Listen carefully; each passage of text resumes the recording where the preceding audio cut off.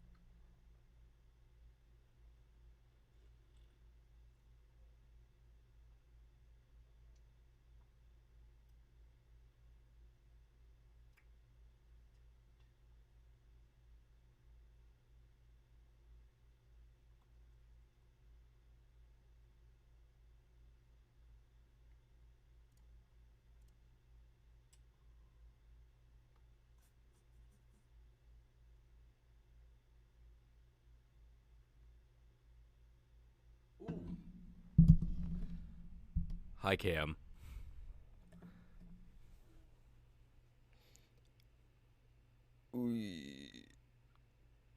I actually opened Citra first because I was like, I think Apollo Justice is on 3DS. And then I did it, and I had a mild panic attack because I thought that I didn't have the ROM. And then I was like, okay, maybe it's in the DS one. And then I was right. So everything's fine. Definitely was very scared for a little bit, though.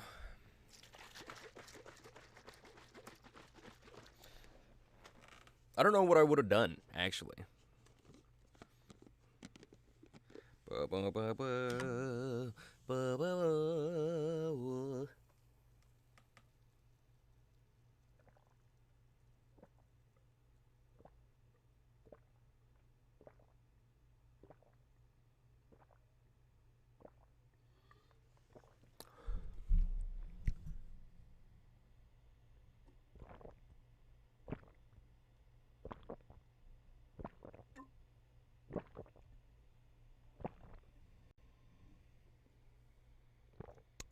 Was that good?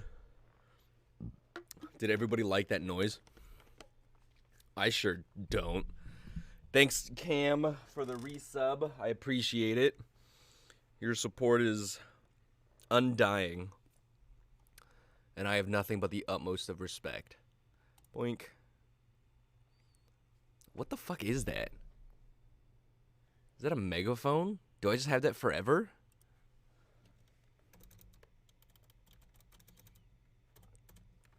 Oh my god, I think I do. I think that's just like mine now. Just kidding. I don't know. It might be. Oh, I think it is. Wow, that's crazy. Look at me. Getting emotes and shit. I'm what the kids call a streamer.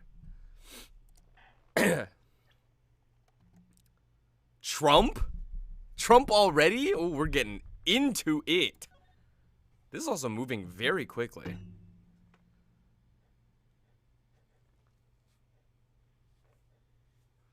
Oh, this is going to be interesting, though, because this isn't ported to the PC. So it's going to be a little different.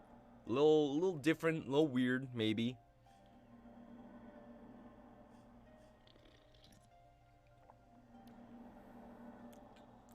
Showdown time.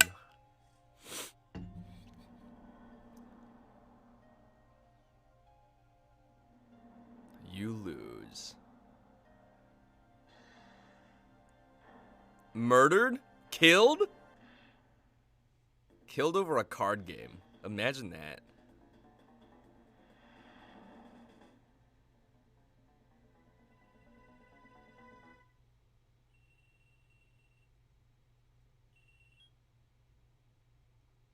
I seem to be in a bit of trouble. Something like that. Dead. Someone hit him. Hard. Me? Please. The cops should be here any minute. I'm in your hands. Should it come to that. Phoenix time? Was that Phoenix?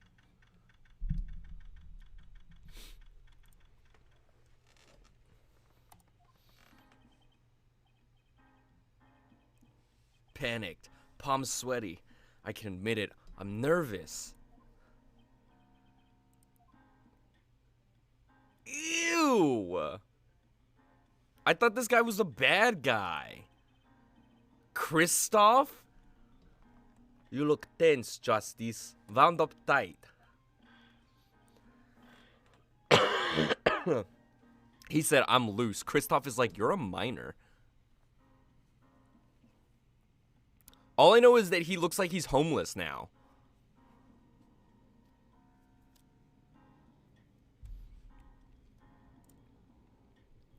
Oh, fucking finally. Jesus. Me6 finally decided to ping the fucking server. I hate that thing.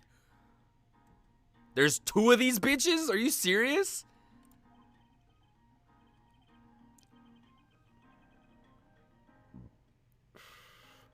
What are they? They look Kristoff just sounds German. His first trial is just straight up a homicide? That sucks. He didn't even get to do, like, the petty crimes.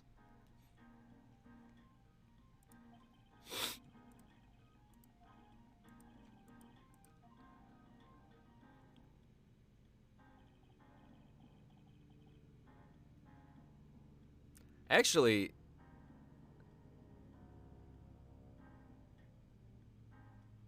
Phoenix's was too? Phoenix was what? Phoenix was German? Phoenix was not German. I think I can probably just cut this so that it shows the top screen and not the bottom screen, because I don't think you guys need to see the bottom screen. Oh my god.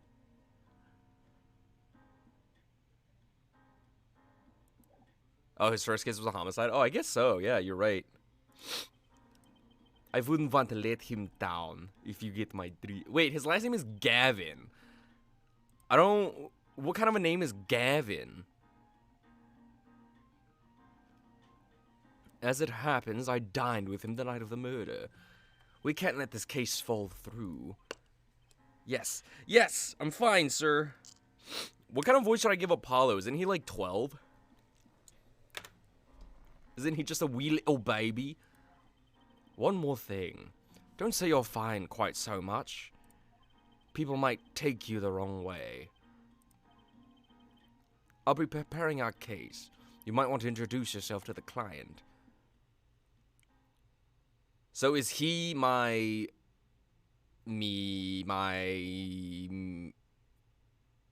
he my big titty spirit guide? My name is Apollo Justice. If it isn't clear already, I'm a new attorney. I'm 10 years old. And today is my first trial. I'm 10 years old. Not that I'm worried or anything, because I'm only 10 years old. The defendant has been accused of murder. My boss wants to help him out, and of course, so do I. I do want to become famous. Wow, this bot knows me so well. I don't know why I did that when Cam... Cam, you're right there. I mean, there's no way he... I mean, there's no way he did it. Not him, no way. It's him, the homeless man. Couldn't he technically just, like, defend himself in court? Because, I mean, people who don't have, criminals and stuff very often try to defend themselves in court, too. Like, the narcissistic ones. So, I mean, technically, Phoenix could do it himself, and he might even be able to win.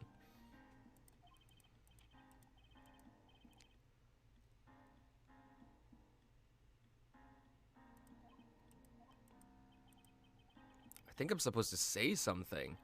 Help? So you're... Well, that's what I'm saying. Like, I know that he's been, like, disbarred at this point, but, I mean, like, Ted Bundy, Charles Manson, various other, like, criminals and stuff who have also been on trial for, like, homicide and stuff, they all, like, had the right to defend themselves in court. So, he could, we should just do it ourselves. Mr. Fine, is it? I did remember you having an odd name. Well, we're off to a great start. Are you sure you're okay? I mean, with me? Mr. Gavin is a top-notch defense attorney, and he's your friend, so why... You'll see. You can do it. Be confident. I'm really sorry this happened to you. It's time, shall we? Wow, he's really just holding my hand through this. But, okay. Well, since he's my client, I guess he's not. So I guess I guess this Gavin fella, Christoph Gavin. I guess this guy's gonna be my big titty spirit guide. First trial, here comes justice.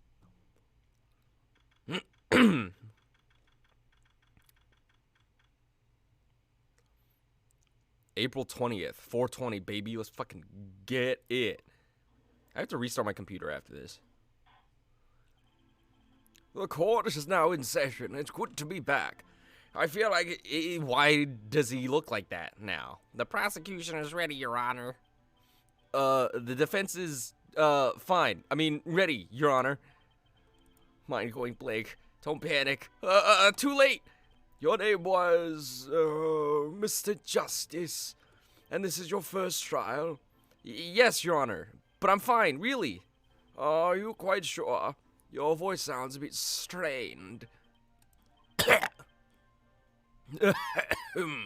Mr. Gavin?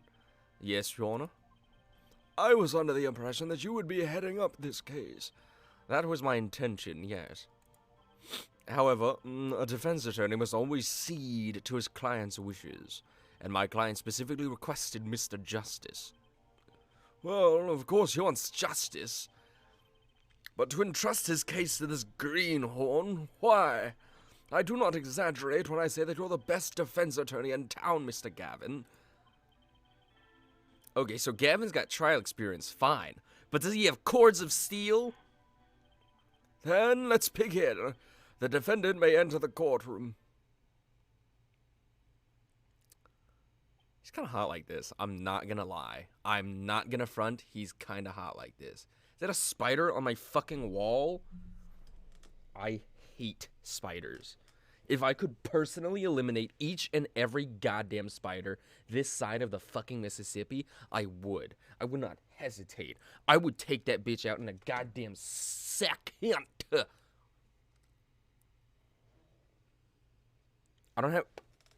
I'm looking for tissues. Don't have tissues. If I don't get it soon, it's gonna kill me. We're using oil absorbing sheets. You little piece of shit. I'm gonna get you. It's a weird looking fucking spider. I didn't get it.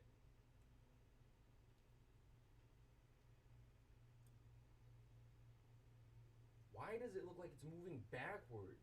I hate this. I hate this. I hate this. The thing is too small. I'm getting an actual tissue. Where'd you go? Where'd you go, bitch?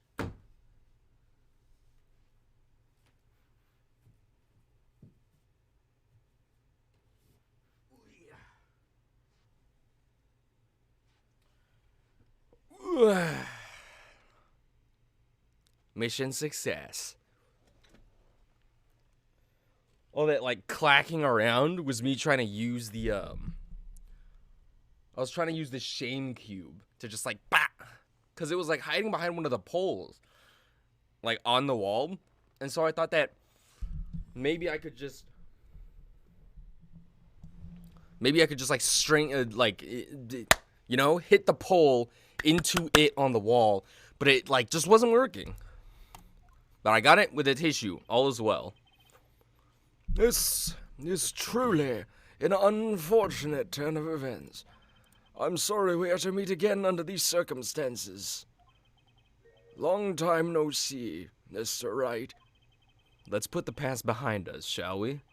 These days, I'm merely Phoenix Wright, penis player. Mr. Wright, how could this have happened? I won't speak of it further, then. If the prosecution would be so kind as to explain the charges, Mr. Payne.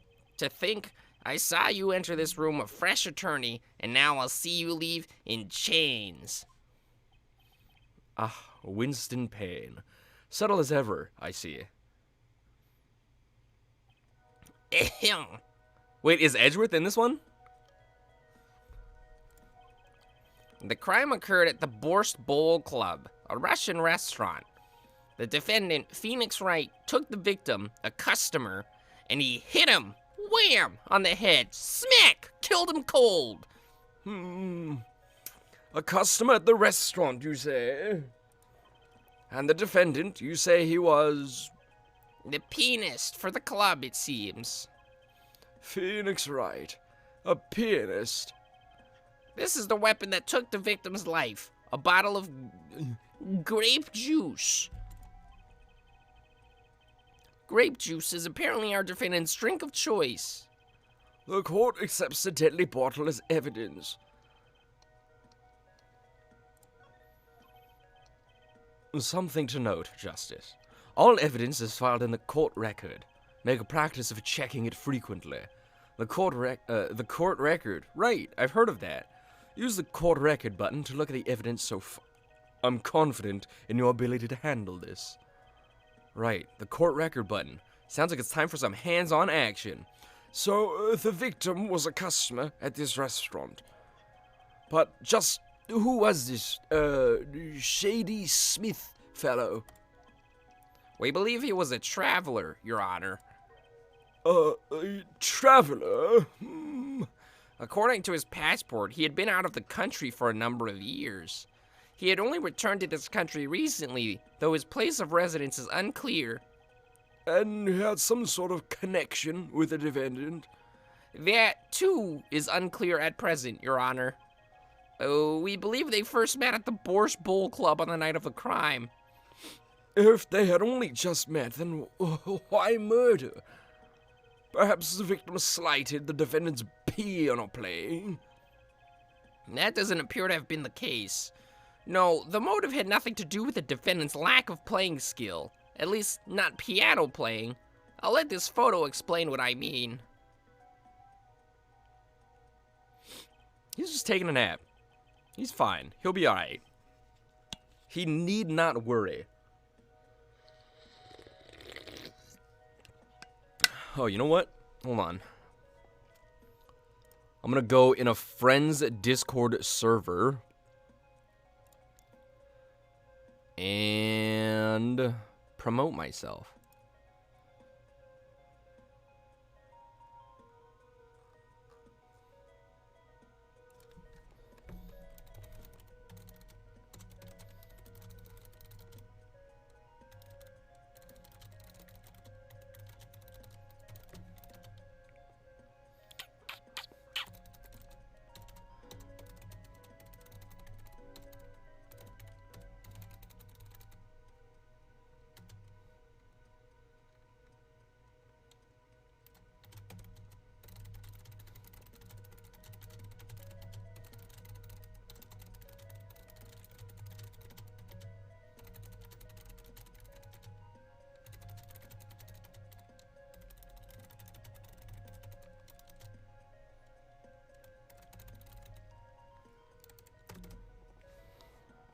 Meow. Cool. That's complete. And we're back to the game. As you can see, a game of poker was in progress at the scene of the crime. Wait a second. Isn't poker gambling? Are you gambling? That's a crime in and of itself. Indeed. It appears our defendant has fallen to become the basest sort of criminal. It is true that the defendant was engaged in a game of poker with the victim, yet it was only that, a game in the purest sense, a competition, Your Honor. A competition? Yes, a test of wits, a silent clash of passions. Only the cards, their backs wreathed in blue flame, know its final outcome. Come again? The cards on the table had blue backs, Your Honor. I believe the defense was waxing poetic in an attempt to mystify those present and impress women. Your Honor, I'm gay. I would never try to impress a woman. Disgusting. That will be our first order of business here, then. To find out more about this fatal... Wait, oops, wrong voice. To find out more about this fatal game of cards.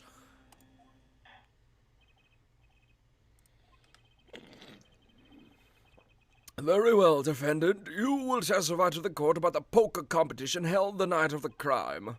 My pleasure. This is it. My first trial. Here goes nothing.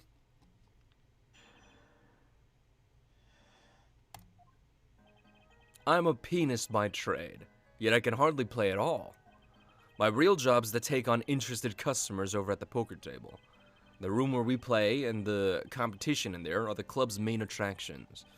The rules are simple. We play a game of poker using 2 decks of cards. That's all it is. A game. And our customers are happy. A pianist who can't play piano. Better than a defense attorney who can't defend. Payne, I beat your ass 3 times. Shut your fucking mouth. Very well. The defense may begin the cross-examination. Right, Your Honor. Are you all right? You're sweating bullets. Bullets? Where? It's a figure of speech, Justice. Your voice sounds strained and raspy, too. My brain feels strained and raspy, sir. You've watched me perform cross-examinations many times, though you've never done one yourself, have you? Care for a refresher? What to do? Should I ask Mr. Gabbett for a refresher? I don't think I need one. I don't think I need one, but just like he says, better safe than sorry.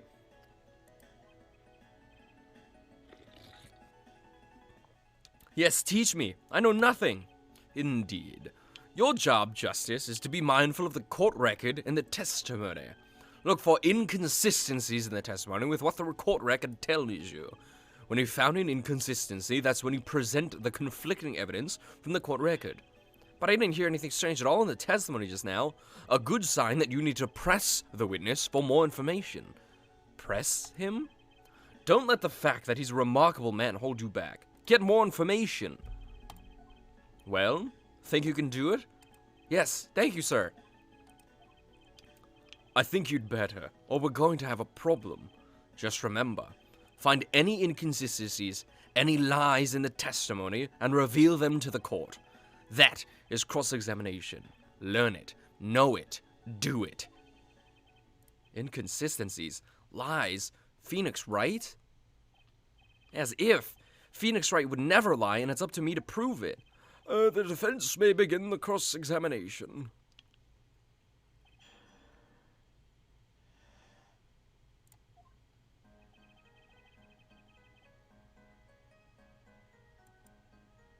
What is this?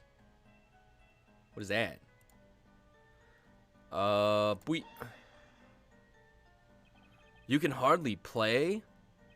Oh, I play sometimes when customers demand it. So I play them one song. That's usually all they want. Was that supposed to be a boast just now? The title of pianist is a mask, a respectable face I wear for the world at large. Then why are you really at the Borscht Bowl Club?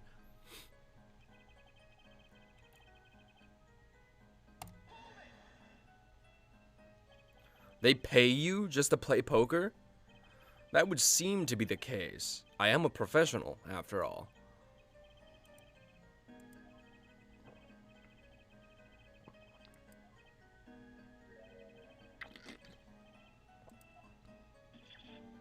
Yeah, get his ass.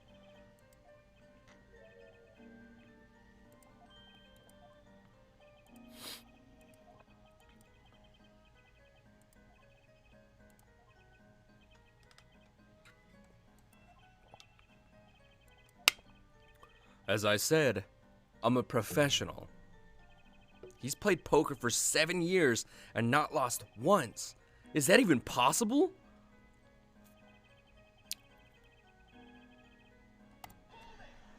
Then why is it called Borscht Bowl? The room in the crime scene photo is an attraction? It has quite a history, actually. The Borscht Bowl Club used to be a gathering spot for black market types back in the day. But black market? All in the past. Things like the black market are only on the silver screen nowadays. Suffice it to say that there are a lot of deals being made under the table. Right there in that room. A smoky room, gambling hoods. You know, just looking at this picture makes me feel bad. The bosses gather around the table, cutting deals safe from the eyes of the law. Meanwhile, a goon keeps watch through the small window. I can practically picture it now. That window does look like it would be good for keeping a lookout, but little else. The room had a few other tricks to it, though it was common knowledge to our regulars. At any rate, they come to play poker in a room steeped in history. Despite the dark past, it was all just good, clean fun.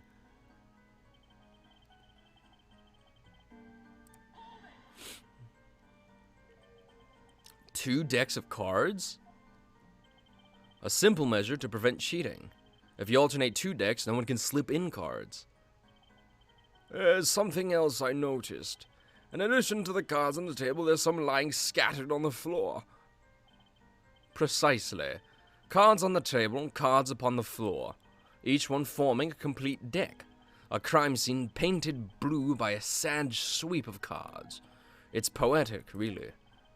Incidentally, we used two types of cards at the club. One deck of cards was red, the other blue. As I recall, in poker you make 5-card hands. I can see how it would be easy to cheat.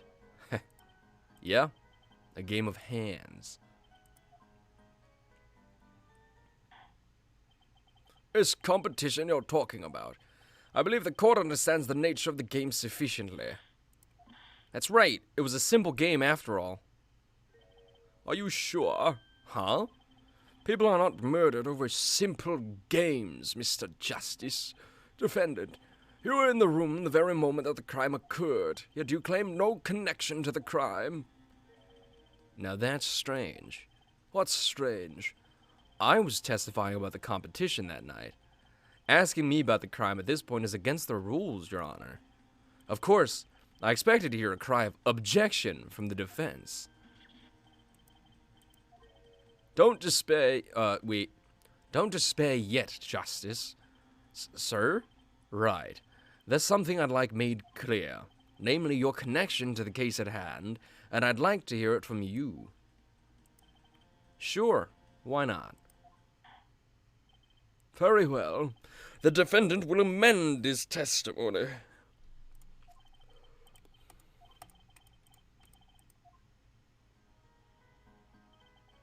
I plead silence regarding the murder, but I will say I never touched the murder weapon.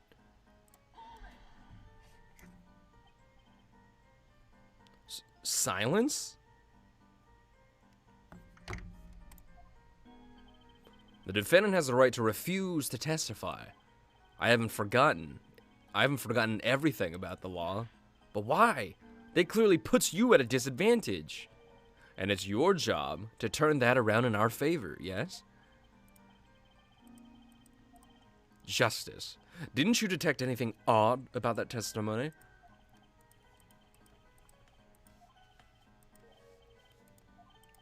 When you figure it out, I'd suggest presenting evidence.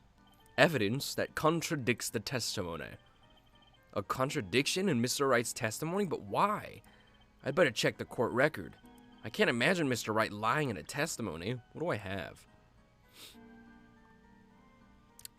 Death caused by a single blow to the forehead.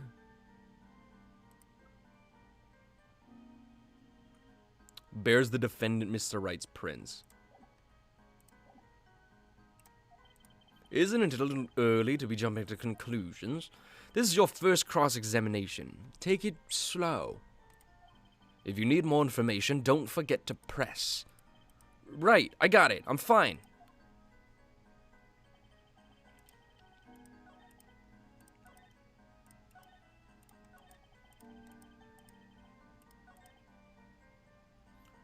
Present Zaboltel. What? What? Grape juice.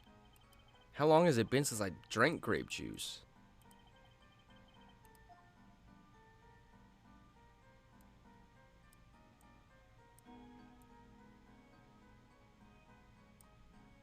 What the hell?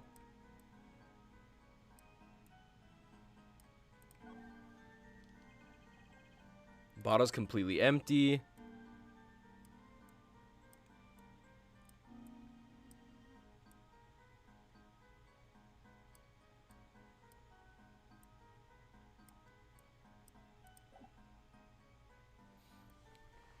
Oh, just present. Okay. Fuck me.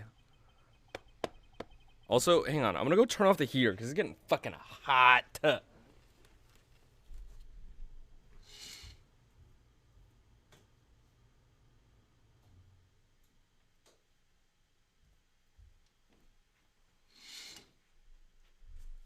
Oh, Jesus fucking Christ. I stepped outside of this shame cube and immediately sweat my whole dick off. I'm dickless. I don't have a dick. So you say you didn't touch the murder weapon, this grape juice bottle.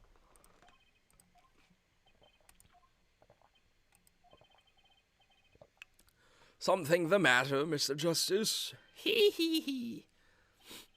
Too bad our new defense attorney never learned how to play dumb. What's this, Mr. Payne? I examined the bottle in question, you see, and it was covered with the defendant's fingerprints.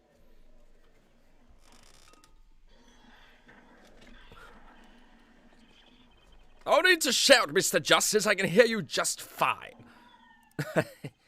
Excess yelling can damage the judge's ears and our case. Anyway, what's so strange about fingerprints on a bottle in a restaurant? Well, that's true. The prints alone don't prove he did it.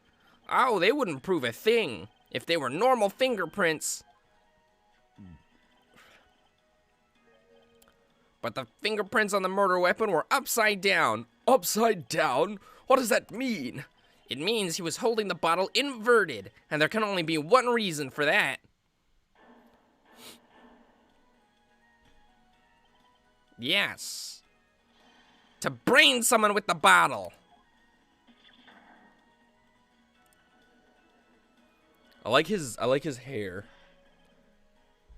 Mr. Gavin, I think things just took a turn for the worse. Oh? I see no problem, Justice. Uh-huh. The only thing that matters is the truth. There's a good reason for everything. You'll see. Defendant, can you explain your fingerprints on this bottle to the court? I stand by my plea of silence regarding the murder. For now. Not very cooperative, are you? This could hurt your case. I'm sure he's uncooperative because he's hiding something. There must be some reason. Your Honor, you seem to have forgotten something. And what might that be, Mr. Gavin? On the night of the crime, who was it who reported the murder to the police? Reported? Well, that was the defendant, Mr. Wright. But still, that... Really? Yes, well, according to the case file, the murderer was reported from near the scene by a call from the defendant's cell phone. Near the scene? Let's take a look at the diagram of the murder scene, shall we? The victim was murdered in a small room in a basement 2 floors down from ground level. Of course, cell phones can't get reception so far down. The defendant used the stairs in this hallway to go above ground. The call came from the 1st floor of the restaurant. I see. And this is the phone that made the call? The defendant could have just fled the scene of the crime if he so chose. Yet, he fulfilled his duty as a citizen and reported it to the authorities. And you claim he's being uncooperative? Nice save, Mr. Gavin. I'd better not waste this. I think the prosecution has toyed with our client enough for the time being. Toyed? I assure you, no one is more serious about... What was it you said? The defendant was in the room the very moment that the crime occurred? How can you possibly know this? That's a good question. How indeed? The answer is simple, Your Honor. The prosecution has a decisive witness. So someone else was in the room the night of the crime. That must mean they witnessed the crime. Everything up till now has been a warm-up, Justice. Are you ready? Very well. The prosecution may call its first witness to the stand. The witness will state her name and profession. Hold on, just a minute. Is that a cute girl that I see? Are you single, miss? I know there's a 40-year difference, but good God, you look cute from down there. I surmise that she's been frightened by the defense's demonic-looking horns. So I used a little hair gel. Relax, people. Have no fear. If any horns point in your direction, this court will cut them off. You are sure? I swear it on my gavel. Please, come out, come out. Isn't violence against hair a crime, Your Honor? Well, if you are sure it is okay. I don't know, she just looks European. Now, the prosecution... Oh. Wait. Wait a minute. Would the prosecution care to explain the witness's paraphernalia? Yes. She is a professional, Your Honor. Those are merely the tools of her trade. And that would be... My name is Olga O'Reilly. I am employed as waitress in Borscht Bowl Club restaurant. Then, why the camera? Of course, it is my pride to serve borscht at this naming restaurant. But I also perform, how it is said, other service. I take it one of these other services is taking the customers' pictures. Like, for example, this one. That's the defendant? Indeed. On the night of the murder, Man in white hat is one who has gone kaput. Indeed, that is the victim. Dude, I miss the craziness. I'm excited for it to get crazy. Order. This is quite a piece of evidence to casually drop into a lapse. It is same way as I drop cold bowls of borscht on laps of customers casually. Then the court will casually accept this new evidence. Now, witness, where were you at the time of the murder? I was in room. The hideout, we call it. Excuse me? The hideout? It is room where famous gangster bad guy was arrested. It's room where murder took place. What? Doop. Your look of utter surprise. It is lovely. Thank you so much, Kay. Also, welcome to the stream. I will post my courtroom door later for you. The photos will be numbered, and you will write which ones you want copy of. So there were 3 people in the room at the time of the crime. The victim, Shady Smith, Mr. Wright, and Olga Orley, our witness. And if Mr. Wright isn't the killer, that means no. Do not jump to conclusions, my good man. Very well. Witness, you will testify to the court about that night's events. The judge looks like he's crying. There's like little teardrops, like right here. Oh, and thank you for the follow. You are my 100th follow. Thank you so much. Greatly appreciated. It's taken me a long time to get this far, and I'm finally there. I made it somewhere. I have to think up celebrations and stuff for reaching that goal. For reaching any goal, really. That night, customer asked me to deal cards for game. It was cold. Both players played with hats on. The victim, he plays whole time with his hand on locket at his neck. Did he have a locket? I guess. Then, last hand is done, but something terrible has happened. I have, actually. I played through the original trilogy, and then now I have all the other ones lined up to also play. So after this one, I think it's... Because I'm going to play them all in, like, chronological order. So... Sorry, hold on.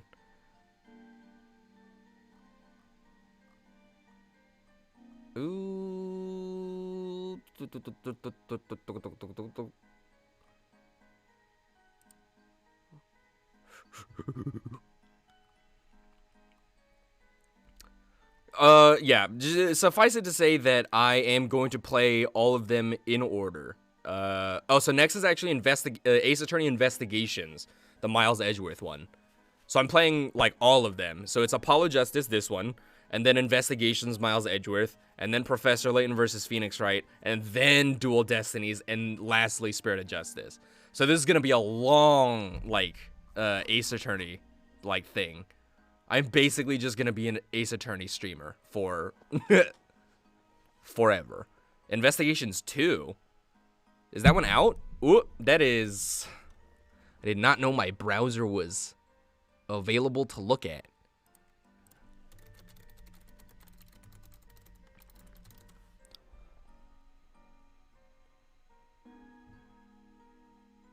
Is there an English translation for this one?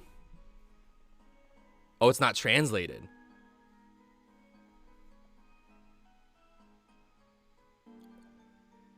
Yo! Hang on, I just read the Wikipedia description for this. Ace Attorney Investigations 2 is an adventure game in which players control prosecutor Miles Edgeworth, who investigates 5 cases. In one of the cases, the player also controls Edgeworth's father, Gregory. Wow!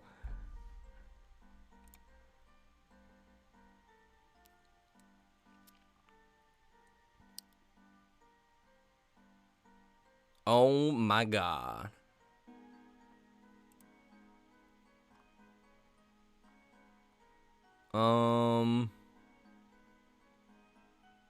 So we'll just do that and then do that. Where does Investigations 2 fall into, like, the timeline?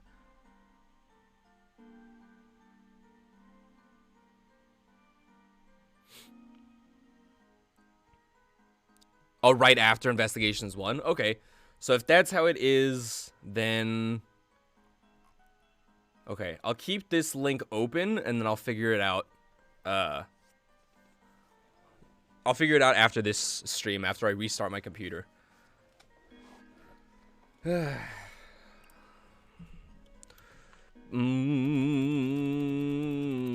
Sorry to everybody who, like, came for the actual game. I just got distracted by this because if I can play more Ace Attorney, I'm fucking going to. So, Ace Investigations, and then Investigations 2. And then Professor Layton. Okay.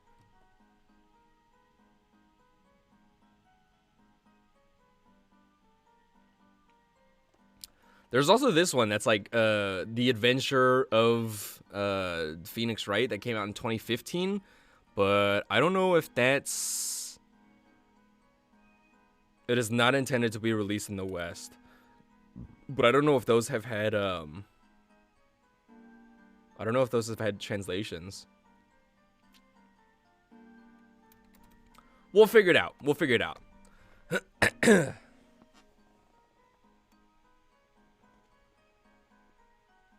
Is there a fan translation for that one too? I mean, yeah, if you want, I don't know if you have a Discord, but I do have a Discord server. So if you want to just, like, drop stuff in there, then I'll take a look at it in a second. And if you want to just PM it to me, then you can also just PM it to me, like, over Discord too. That man flew at victim and is strangling him to death. Incidentally, who won the game? Isn't it obvious? The winner was the victim, Mr. Smith. He puts power behind that. Jesus. I think that's the first objection that we've heard from him. That's ridiculous. Because Mr. Wright can't lose. Justice? Maybe you can come up with a more legitimate objection. But he hadn't lost in 7 years. Take it from me, kid. It happens. I didn't lose a case my first 7 years as prosecutor either. Incidentally, I have some evidence here. Stop withholding evidence, Payne, you fuck. These are the poker chips as they lay the very moment of the crime. The hand and chips on this side belong to the defendant, Mr. Wright. Those on the far side belong to the victim, Mr. Smith. Chips, you say? Are they perhaps Fritos? Or maybe Ruffles? Maybe a hot Cheeto, or Taki, if you will. Da. I mean, yes. Imagine that poker is war. Your hand is your army, and the chips are the spoils. I know that. After all, in my youth I was known as the Pokerhead of courtroom number 3. I think he means poker face. Looking at this picture, it does seem that most of the chips are on the victim's side of the table. Chip photo. Taken at Ralph's. Very well.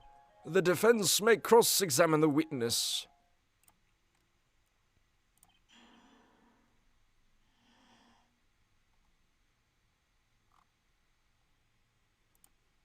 That fateful night.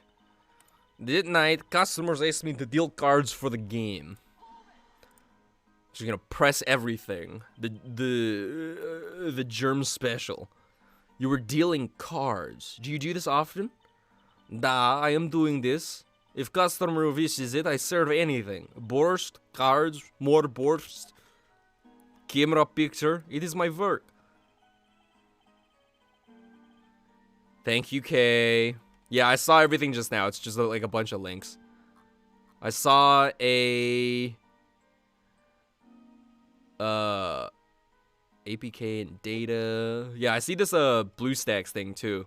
So I'll definitely look at all of it when I'm done streaming. And welcome to the server as well. Alright, let's put this away. It's good to hear of a place that hasn't forgotten the meaning of service. Welcome you to Borscht Bowl Club, where Borscht is as warm as the waitresses. Thank you for not handing out flyers during the cross-examination. It was cold. Both players played with hits on. It's already April. How could it be cold? The fuck are you talking about? April's cold as shit. At Borscht Bowl Club, we have pride on authentic rustic Russian restaurant theme. Outside it is city in spring, but inside it is always as cold as Mother Russia. I would not want to dine there. At all. When it comes to hot borscht, cold is best seasoning, da? I don't know, man. I would rather eat in a warm place. The victim, he plays whole time with his hand on locket at his neck. His locket? I believe it was good luck charm, da? He gripped it many times as he played that night. Yes, he must have felt as though it might carry him to the moon and to the stars.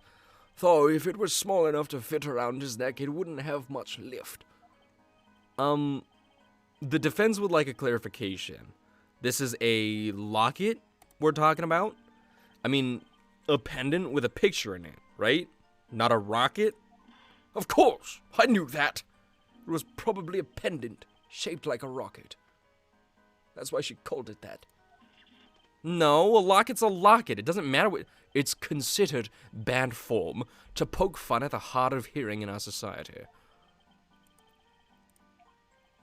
So, what happened next? I assure you, it's not cold in April in California. It is cold in April in California. In Japan, I think it might be summer for them. Then last hand is done, but something terrible has happened. Something terrible? The defense will refrain from needless shouting. Sorry. Now, Miss Orley, can you tell us what happened? Oh, I was so frightened.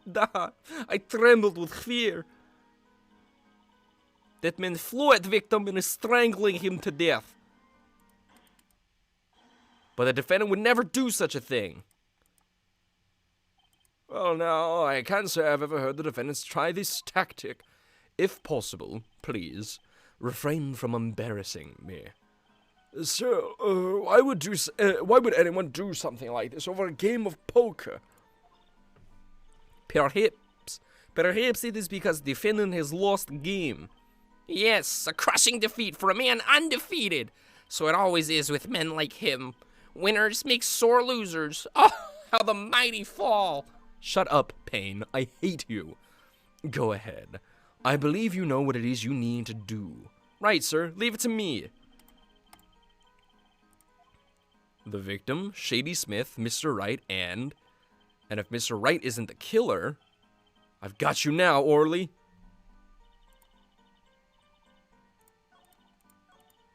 So, this one, and present the bottle.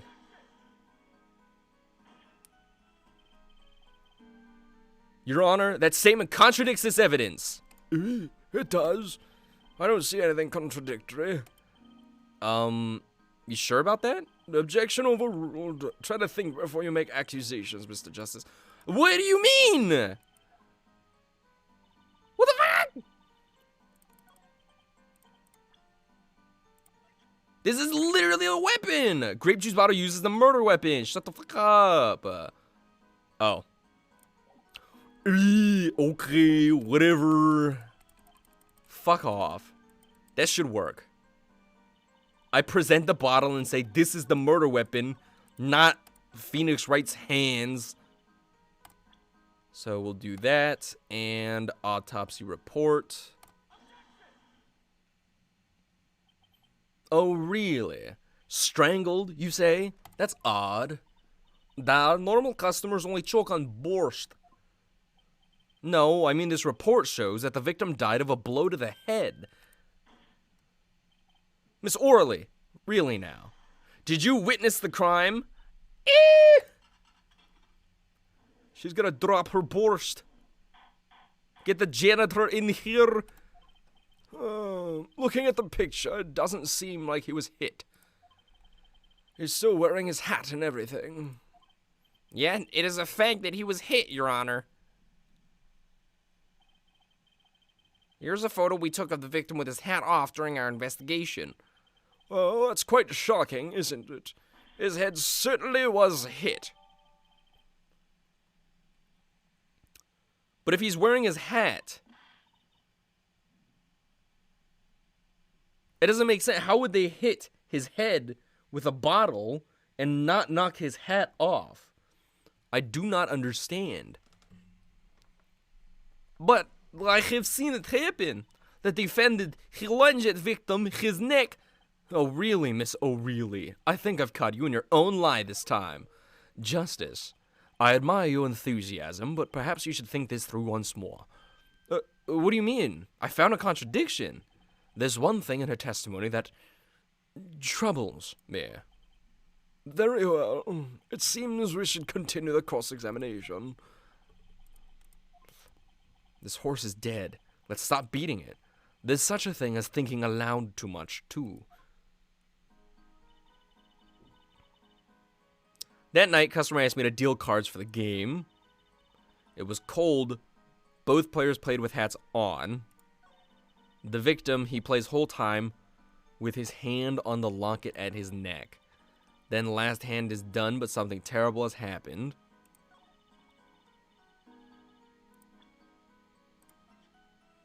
Let me scope this real quick. He's not wearing a locket in this one.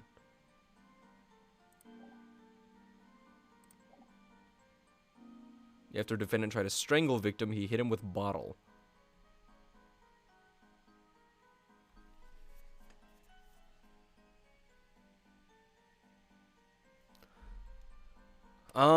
Maybe it's this one? Could I present on that one?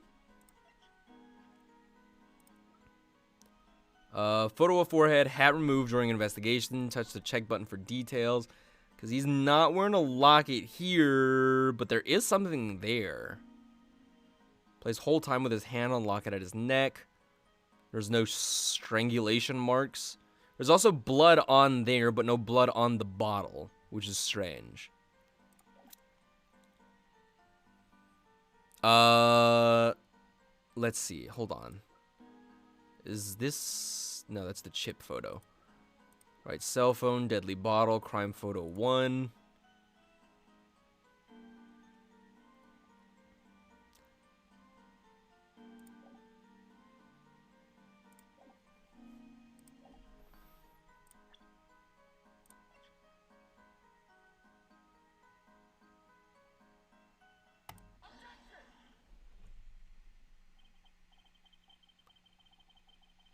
You know, there was one curious part in our testimony, just like Mr. Gavin said. But what does it mean? Mr. Justice, would you care to explain what it is you're thinking so intensely about? Recall the testimony, Your Honor.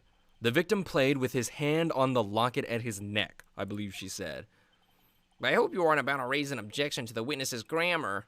I am. I'm racist. No, but look at this photograph.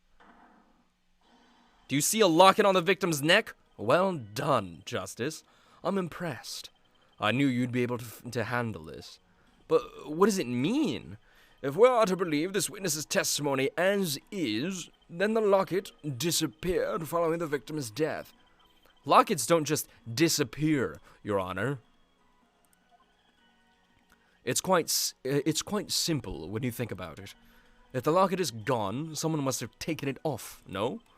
Taken it off. Wait, you don't mean the defendant wasn't strangling the victim at all? He was taking off his locket. Wouldn't that explain it? Oh! Eh?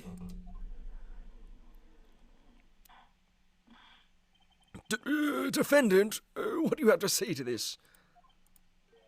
Say... Yes? I just noticed this, but you have something hanging around your neck, don't you? Oh? You mean this? Yes, it's a locket with a photograph inside. A photo of my daughter. Phoenix Wright fucks? Phoenix Wright fucks? Mr. Wright, you have a daughter? Mr. Wright, you fuck? We confirmed it at the time of the arrest. The picture in the locket is indeed Mr. Wright's daughter. So Mr. Wright has a locket too. Why don't I buy that this is just a coincidence? Oh my god, Cam, you're so right. I cannot believe I forgot about that. So who was the MPreg? Well now, if the results of this poker game led to the murder, perhaps we should hear a bit more about the outcome of the game.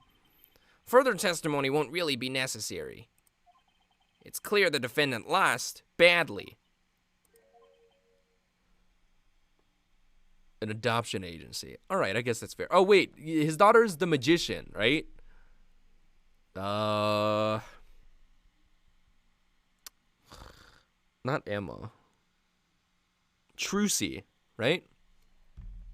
I want to meet her. She seems cute. I want to meet the red-haired one with the jacket, the yellow jacket. What's her name? Athena. I want to meet Athena. How old is she? Am I allowed to say that she's hot? Miss Orley, you will testify to the court about the game played between the victim and defendant. She's 18. She's a hottie. The game began with 3,500 points in chips for each man. Chaos chips come in two sizes, small and large. The one who was winning, it was victim. For last hand, defendant play with all chips on table and lose. The moment loss was decided, defendant grabs bottle from table and 2028?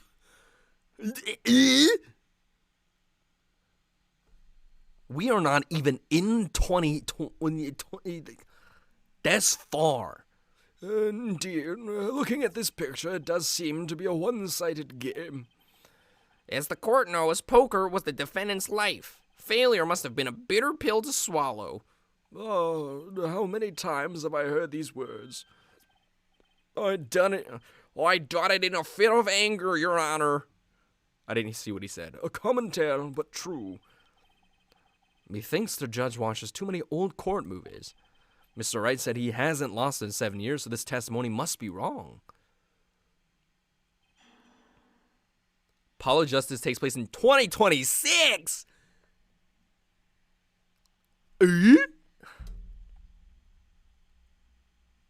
Does it really take place in 2016? Holy shit. I thought it was, like, earlier than that. The game began with 3,500 points in chips for each man. Are those the usual starting points? Were there any special rules used? No, not special. Usual game, usual rules. Each man began with 3,500 points, then total would be, exactly 7,000 points. Gregory's death is in 2001. Sheesh. That's crazy. Health chips come in two sizes, small and large. Are the chips in this photo all the chips that were used? Of course. Fuck yeah, press harder. Always press harder. Maybe you could explain a bit about these chips. Explain? What is there to be explained? Payne, shut the fuck up. Poker chips are poker chips. They're not fishing chips, not a chip off the old block, not a motorcycle cop, not a... Thanks. Now that I've pressed right, better ask something. What are these chips worth? Are they in dollars or rubles even? Yet, as I have been saying before, it was game, not gambling. Hard perhaps for capitalists to understand. She called him out. Two types of chip. 100 points chip and 1,000 points chip. It is not money, da. Justice. Sir, don't you find her comment interesting? In more ways than one, sir. I'd have it added to a testimony myself. Well, does the defense want the witness to add to a testimony? Fuck yeah. Ugh, I remember Mo the Clown. I had suppressed Mo the Clown, and now I remember him and I hate it. Yes, I do think this deserves further scrutiny. Add it to the testimony. Very well. Witness, if you would be so kind. Your Honor. Other kind is worth 1,000. Two kinds in all. Great. Bop. Not that one. I need the chip photo. So I got 1, 2, 3, 4, 5, 6, 7, 8, 9, 10,000. 1, 2, 3, 4, 5, 6, 10, 6.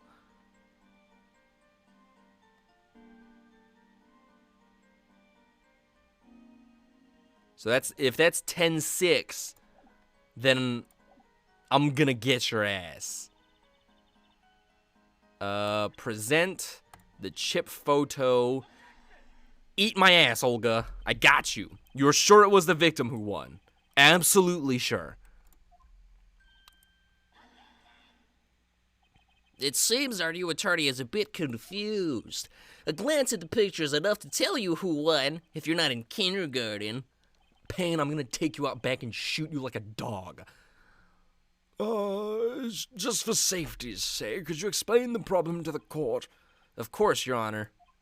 In this photo, I see small chips and I see large chips. Tell me, which were worth 1,000 points?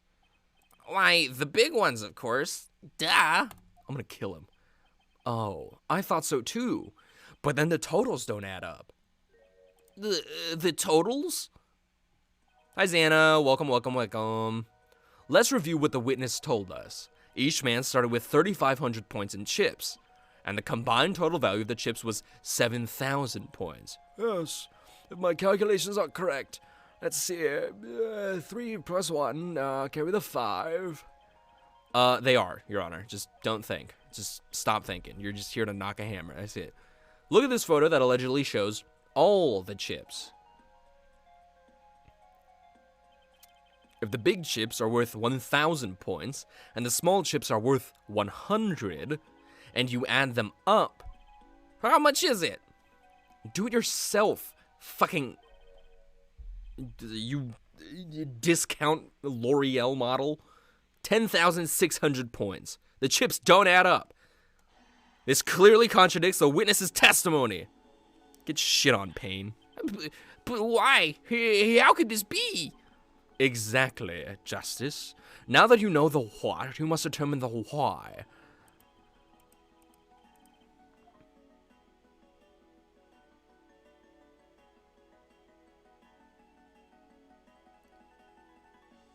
Both were right? What?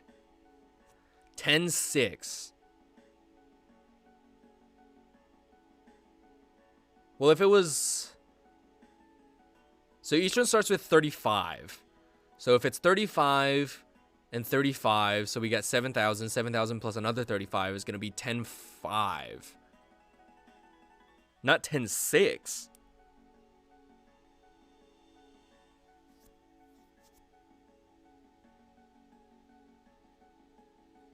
I want to say both were right. But that doesn't explain where the extra 100 comes from.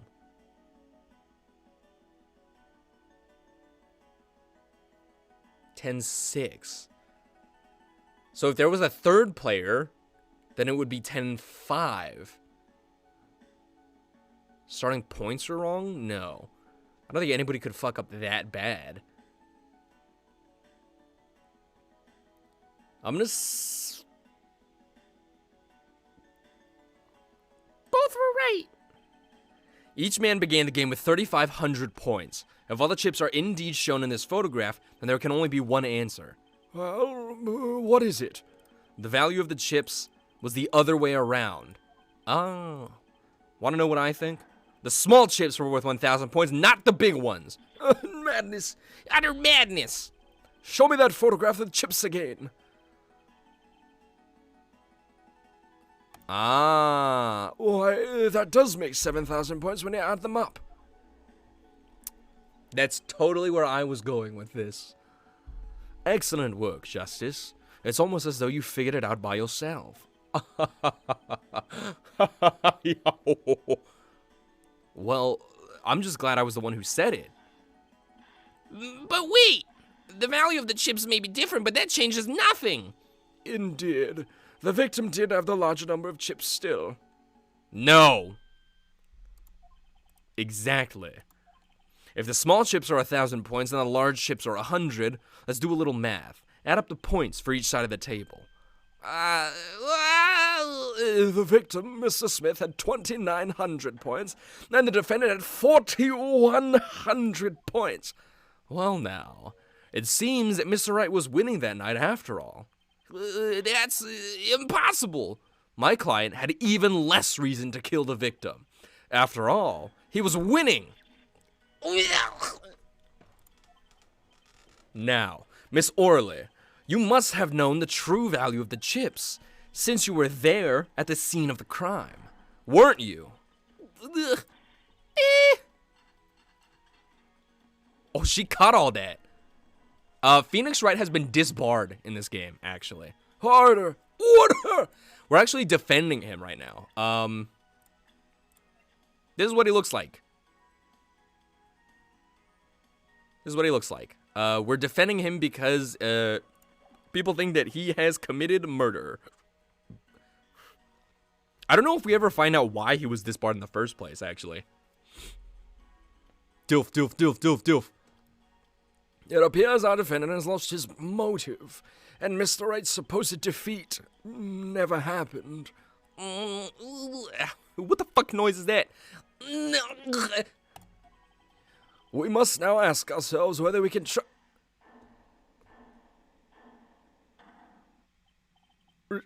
Excuse me, what is it, Miss O'Reilly?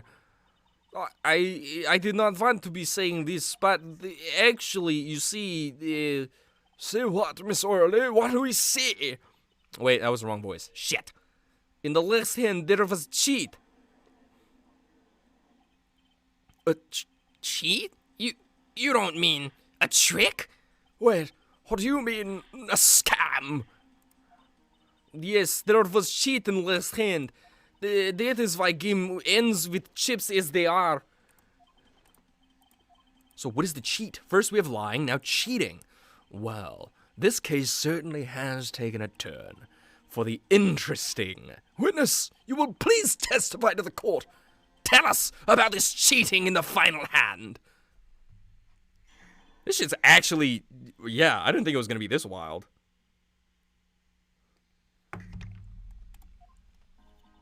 The last hand, both men had full house.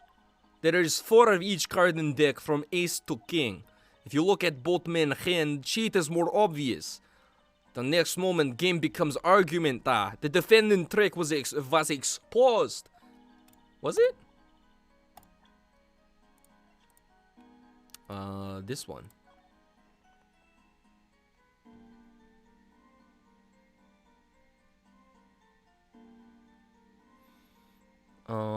Ace, ace, ace, ace.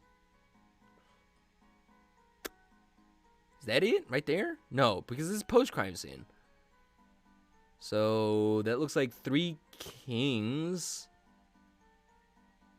And 3...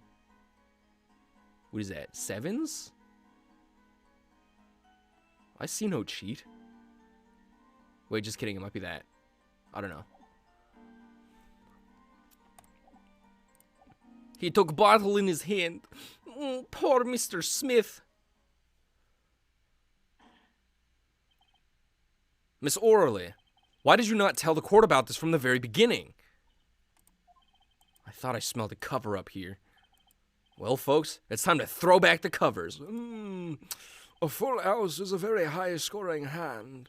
Not easy to make, in my experience. That alone is enough to suspect less than scrupulous tactics. Mr. Gavin, what's a full house? Lawyers these days. You don't know your poker? I can't say this bodes well for your case, or career. Justice. You know the terms 1 pair, 2 pair, and 3 of a kind, yes? Yeah, no problem.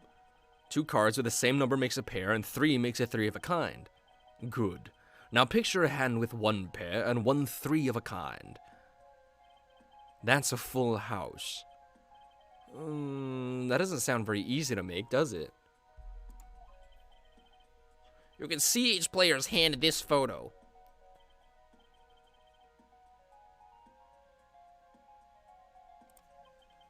We forget there's an easy way to make a full house and go undefeated for 7 years. You cheat. 3 kings and 3 sevens. Yeah, but that's not... I don't see a cheat still. The defense may cross-examine the witness. Mr. Wright lost that hand. Who's ever heard of a professional con man losing when they cheat? 3 kings and 3 sevens. The final hand. The last hand, both men had full house. Yeah, because we each had 3 of a kind and a pair. Just how hard is it to make a full house anyway? It is quite hard. It is making a pair and 3 of a kind at same time. I guess that's right. Very difficult, to be sure. You can take my word as the poker head of courtroom number 3. Very difficult, but it's not impossible. I think they do, yeah. Okay, full house, hard. This line of questioning, a waste of time. There is 4 of each card in deck from ace to king. If you look at both men hand, cheat is more obvious. How is it clear? Well, the defendant, he played the 5th ace. What? I still remember both hands very well.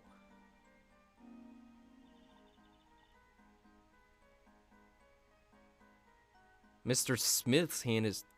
No, the fuck it doesn't.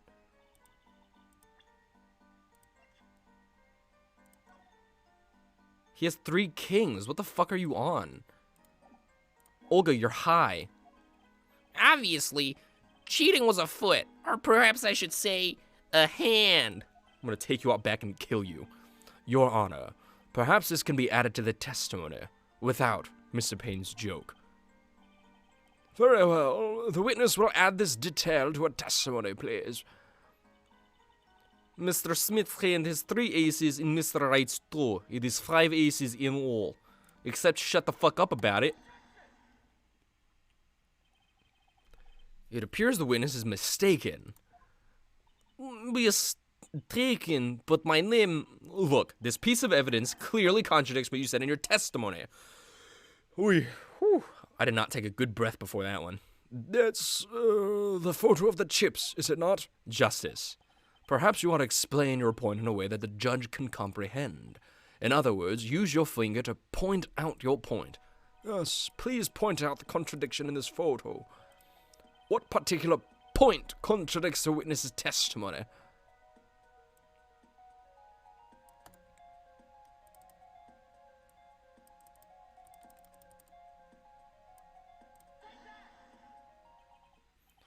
Miss Orley, in your testimony, you made the following claim. Mr. Smith's hand has 3 aces. But as you can clearly see, the victim's hand only held 2 aces. Well, maybe the witness was simply confused. Perhaps it was the defendant's hand that held the 3rd ace in question. Take another look at that evidence. As you can see, the defendant also had 2 aces in his hand. Where's this 5th ace? I see cheating all right, and it's going on right here in this courtroom.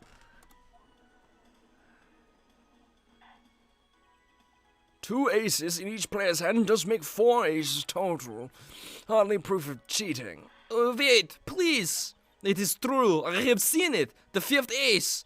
There was cheating, I swear to you. Then, produce it. Give it to me. You're right to trust your instincts. Mr. Gavin, who knows what lies in store for us in the trial ahead? Your Honor, if I may, I have a suggestion. What might that be, Mr. Gavin? If you don't mind, perhaps we might examine the actual cards. The cards? Mr. Payne. Yes? The players' hands that night were set aside as evidence, were they not? The defense would like to request that the cards be shown to the court. Very well. The prosecution will submit this evidence. Which will you examine? The victim's cards or the defendant's cards? Wait, fuck, I have to make a choice?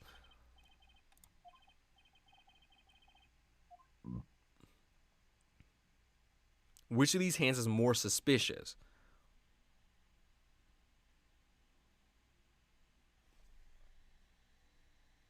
I mean...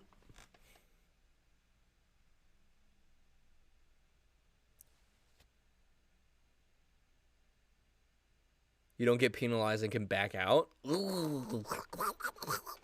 I want to be right. First try. Okay, so if we take a look at this, then...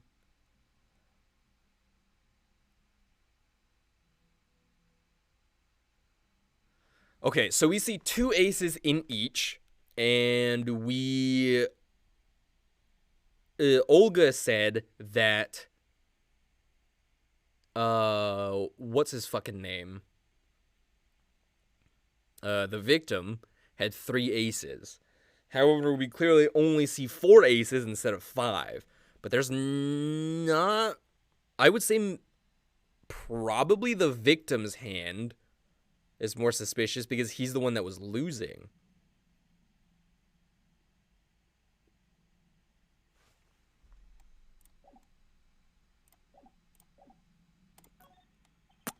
It was the victim's hand that changed over the course of the witness's testimony. The defense requests time to examine Mr. Smith's cards. Very well. Mr. Payne, if you would. Very well. I mean, we still have all of that. Well, time's a wasting. Get to it, Justice. Yes, sir. When examining evidence, be sure to view it from all sides and angles. Try using the dials on the evidence viewer. That should give you a better perspective on the case. Oh! What? Your Honor, look at this. One of the victim's cards, the back is a different color. That's impossible. But I put that card in Mr. Wright's hand. Oh, what was that, Miss Orley? No, I merely said that I have... Your Honor. Mr. Gaffin, yes?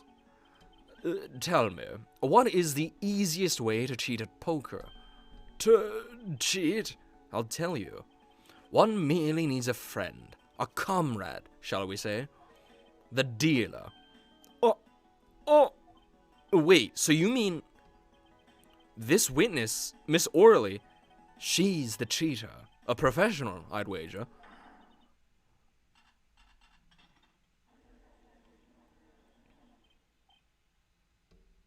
Oh, comrade, I get it. Wow, this is just like that scene in JoJo. Part 3, Stardust Crusaders. Jotaro versus Darby, the Elder. Ooh, thank you for the follow, Brass Balls. I don't know what I should call you besides Brass Balls. Also, I don't know how much time I have left in this case, but I really have to poop. So, I'm going to be right back. Ooh.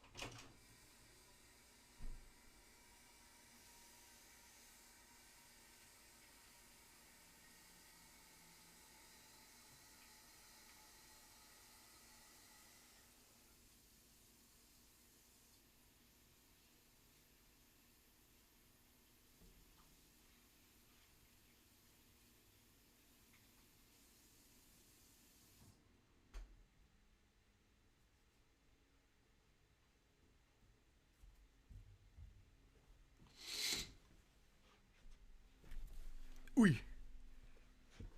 All right. So, here's the thing. I got an air fryer recently. Godlike. Just an absolute godsend. Like, just nothing better, really. Air fryer it saves my life. It's fantastic. It makes fries like no business because it is, at its core, a frying machine. However, I also got some egg rolls yesterday, and I can tell that they're not, like, quote-unquote authentic because, one, they're frozen. Two, every time I eat them, I gotta shit real bad. I don't know. I can taste the fraudulence. Anyway, let's continue. Your Honor, please recall the testimony we just heard. That's impossible. But I put that card in Wright's hand. Ergo, Miss Olga Orley conspired to cheat, not with my client, but with the victim, Mr. Shady Smith. Turning it down a little bit so I stop fucking redlining. Ooh. Not only did she cheat, she cheated poorly. Therefore, it's not hard to imagine an altercation between her and the victim. What? Wait, you don't mean the defense isn't accusing the witness, Miss Olga O'Reilly, are you? Time for justice. He has a catchphrase. There were 3 people in the room at the time of the incident, and if Mr. Wright isn't guilty, that means I am. The defense accuses the witness, Miss Olga Orley, of murder.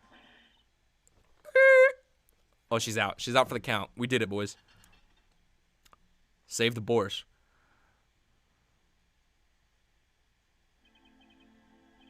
Mr. Payne, where is your witness, Miss Olga Orley?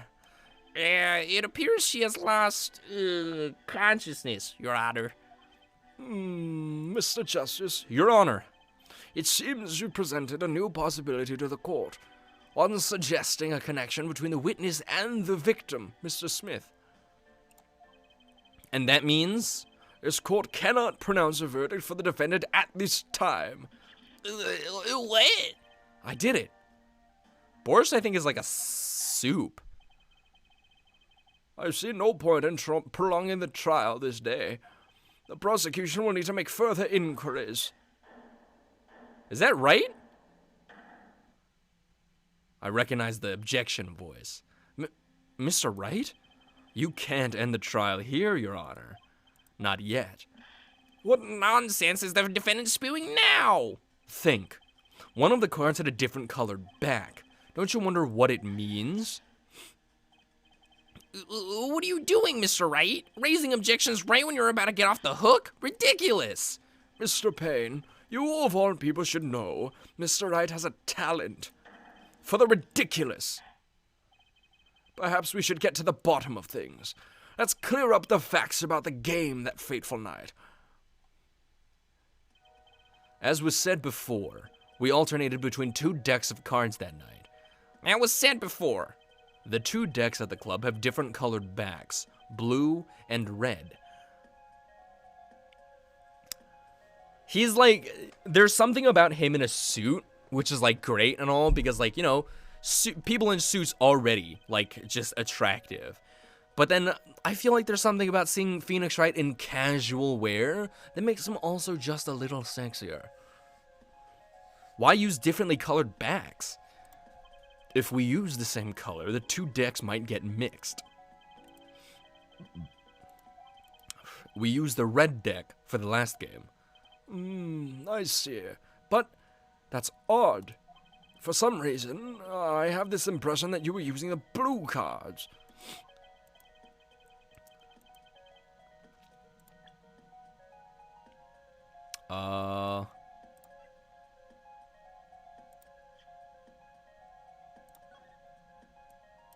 Whoops. Red cards, yeah. Whatever. In the end, 1 card of the wrong color got into the mix, Or it could be 4 colors. which means there was cheating.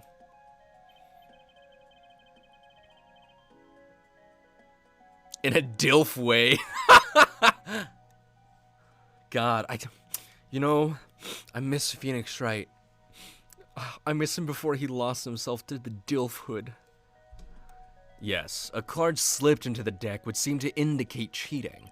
Yet, this card raises 2 serious questions. Apollo? Yes? Let's consider the first question, shall we? Think. In the last game, when was the card swapped? When?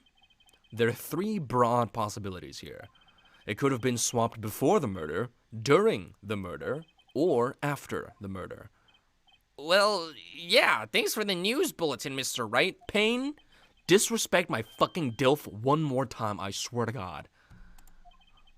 It might be as simple as you think, Mr. Payne, or it might not be. I'd like to hear what Apollo thinks first. When do you think the cards were swapped? When was the card swapped into the deck? I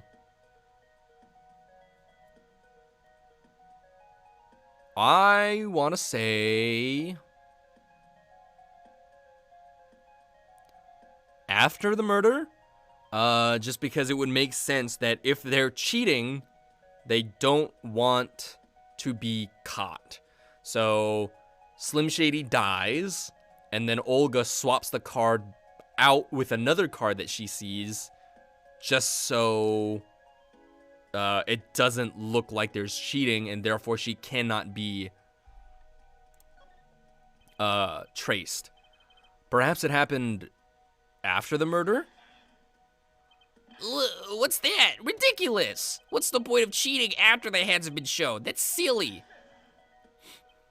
Yes, but tell me, how do you swap cards during the game? I'll take silly over impossible. Take it from me, son. There's a lot of silly in this world, but very little impossible. Oh? Even when the backs of cards are a different color?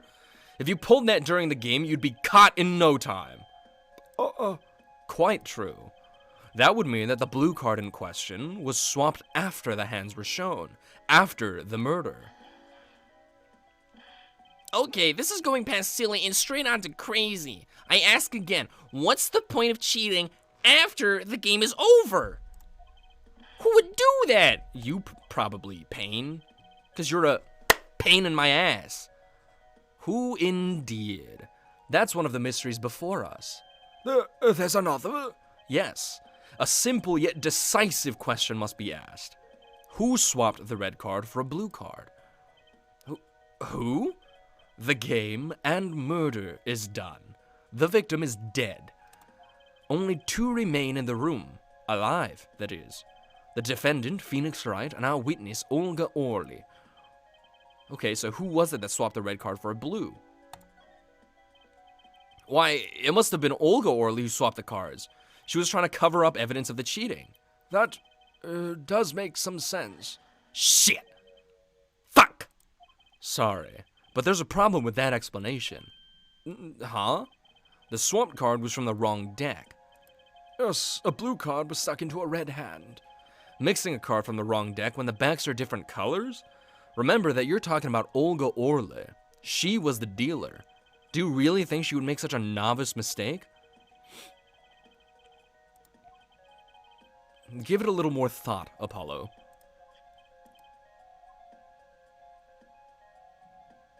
Who was it that swapped the red card for a blue?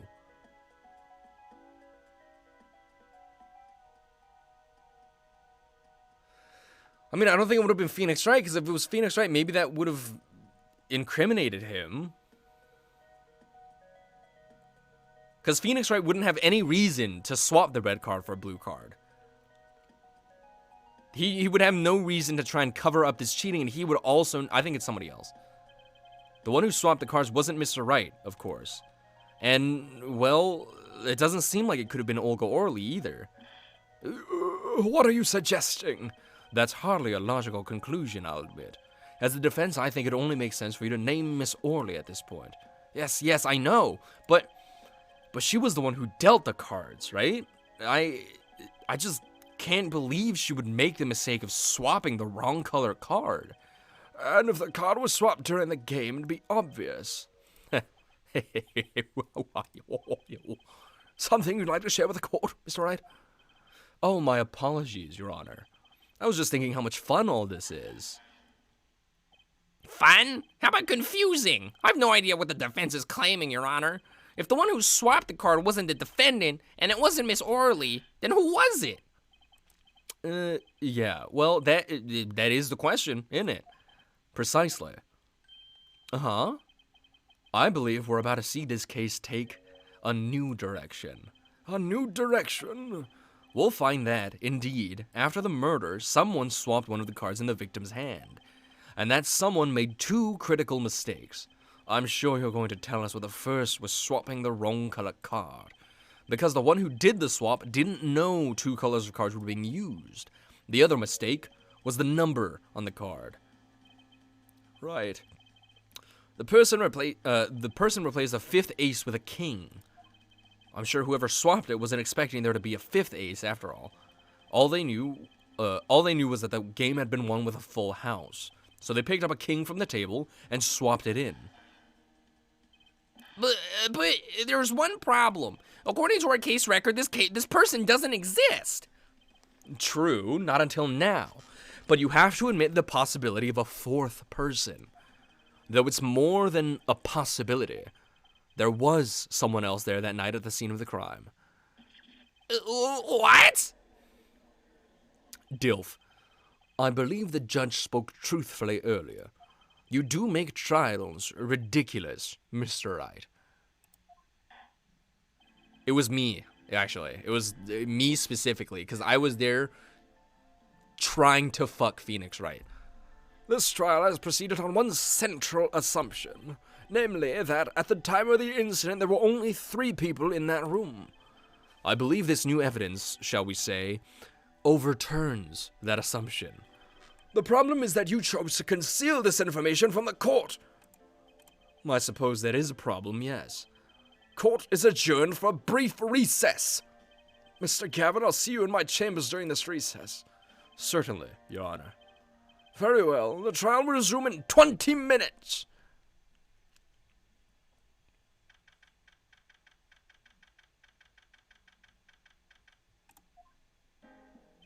That was quite unexpected, Mr. Wright. To suddenly claim there was another person at the scene of a crime like that, I must ask, is it the truth? Well now, I'd think you would know the answer to that.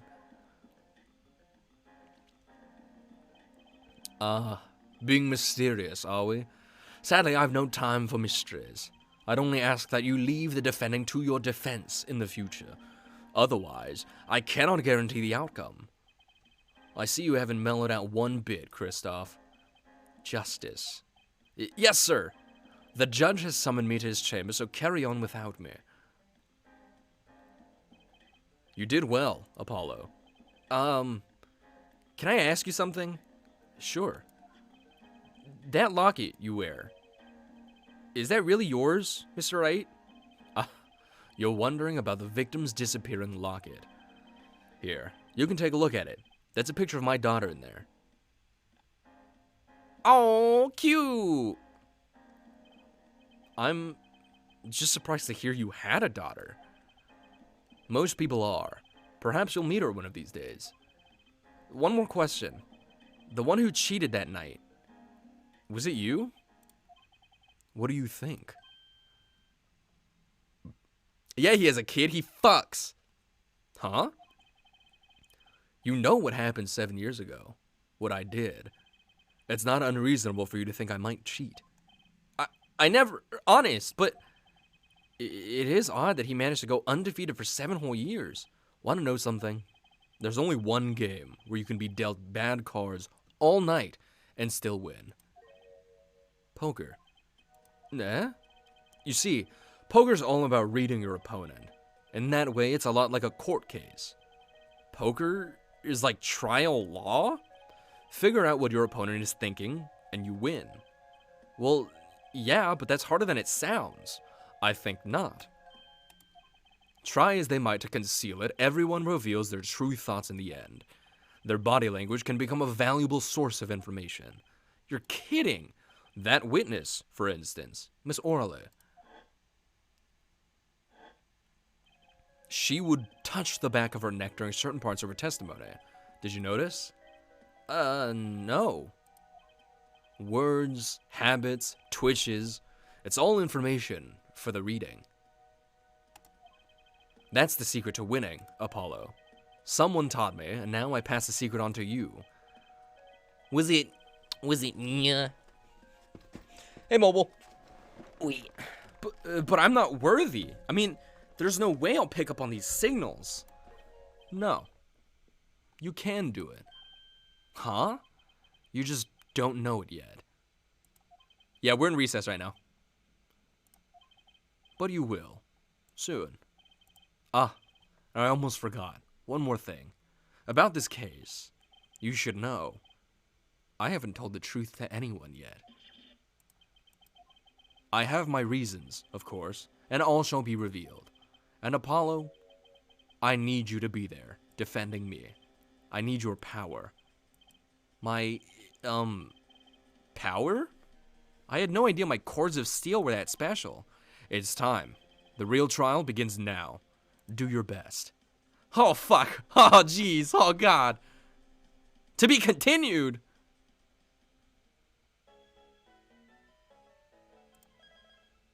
What do you mean to be continued?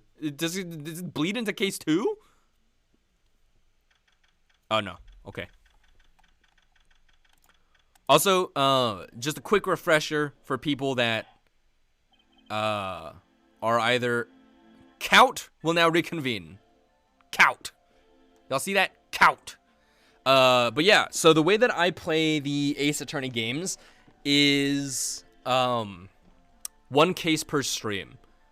So sometimes streams go long, sometimes they're just like not super long, but for example, the final case of I think the third Ace Attorney game, I think it was that one, was I think 10 hours. It was a 10-hour stream, and I wanted to die by the end of it. But that's, you know, those are special cases. But normally it's one case per stream, and if it's super long, I cut it off and split it into like a couple different parts.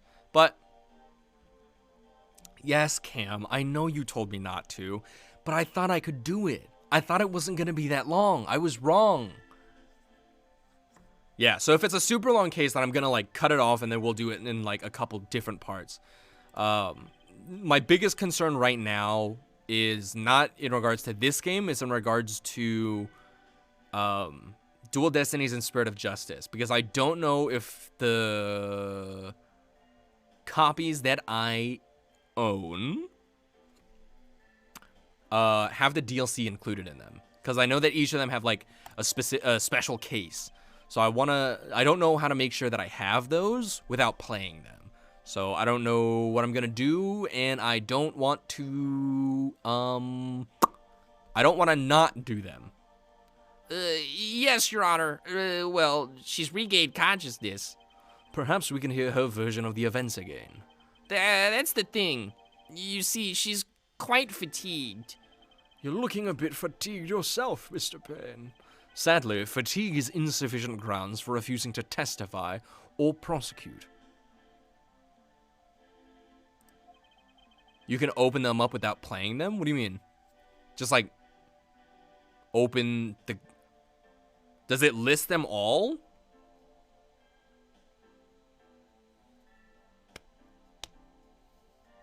Cause the way that it's been working for like all the other ones so far is like you start at one and then you can't see the other ones, and then you just jump in, like you do the first one and then it unlocks the second one, and then it unlocks the next one, right? Oh. Did not know you could do that. Well, now I want to check right now, but okay, I'll finish this. I think we're almost done.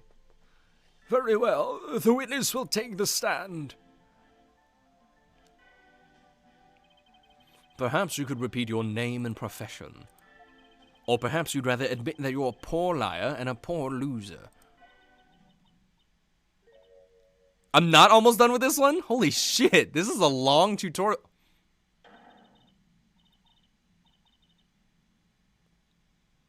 It's kind of sexy. Not gonna lie. She is a little hot. She's a lot hot. She's really hot. What the fuck? I didn't know it was gonna be like one of those long cases. All right, hold on. Let's crack that open. Cool. And let's do...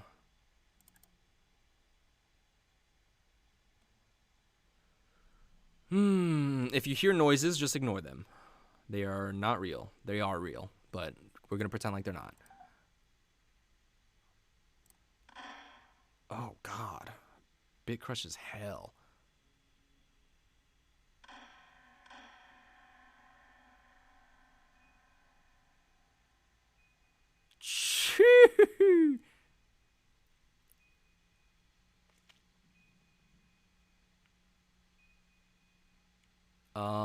How do I skip this video? I do not want to... Yeah, there's an opening cutscene. I can't... Shit. I hope that didn't... Fuck. Fuck. Alright, it's fine. I've got like 6.5 years until I get to those games anyway. So we'll figure it out as we go. I also have to figure out how to make it not run like shit because that opening cutscene alone was running at 50% speed. It was awful. I don't know if you could hear the noises, but it was shit. It was fucking garbo trash. Name's Olga Orly. This the truth. I'm a pro dealer. People call me Olga Quick Fingers Orly. Oh, really? Want to know something else? Does BlueStacks have all of them? Oh, I mean, I guess it does because it's just an APK, but... BlueStacks is kind of ugly, though.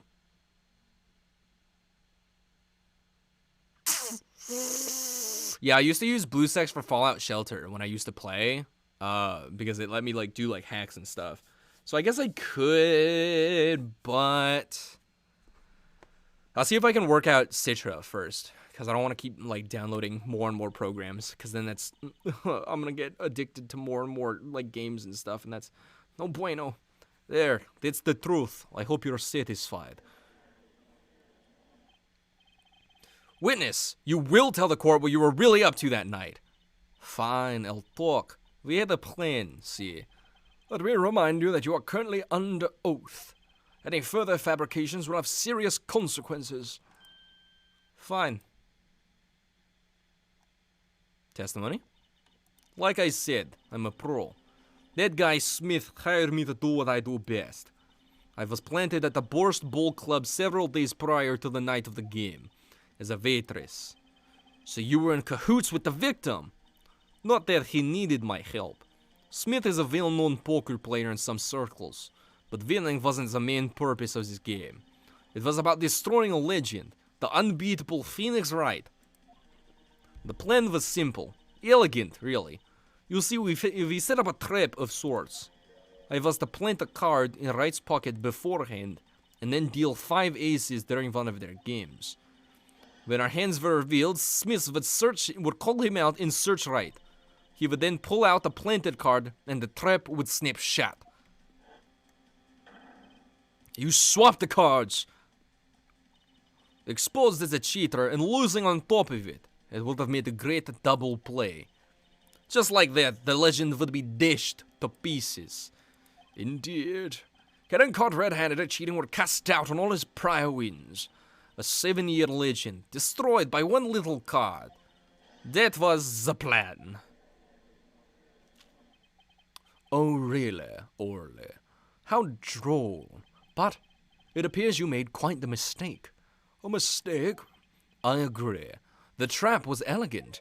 Yet, what happened to that planted card? Hey, that's right. He's lucky, I'll give him that. You'd have to be to slip free from a trap laid by Olga Quick Fingers Orly. Oh, really? The witness would be much cuter if she dispensed with the evil mastermind shtick. Cute? Who wants to be cute? I'm not cute. I'm bad. You hear me? Bad! I see the judge is still horny. When you're through being bad, perhaps you could testify to the court. Tell us about this trap and how it was sprung.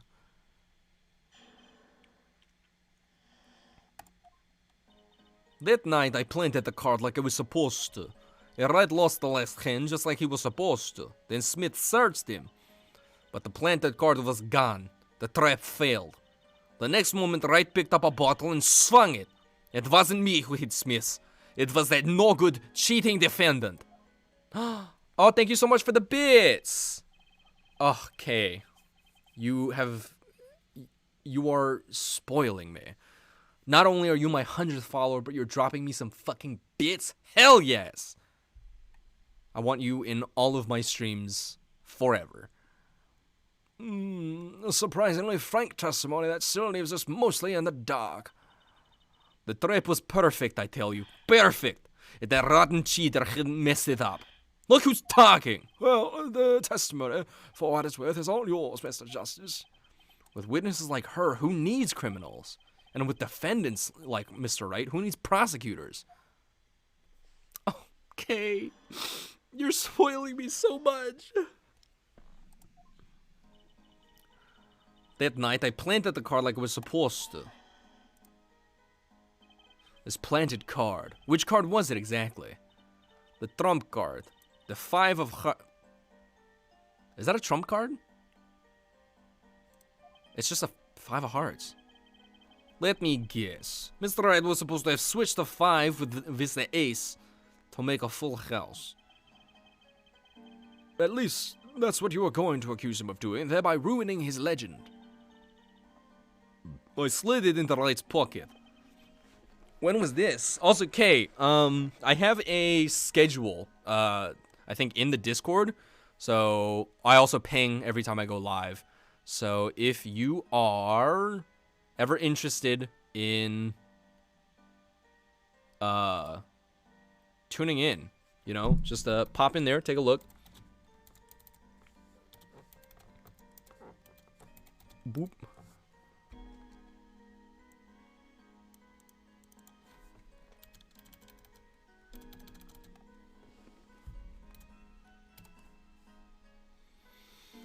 Doink. Yeah. And cool. Just had to update that too while I was there. When was this?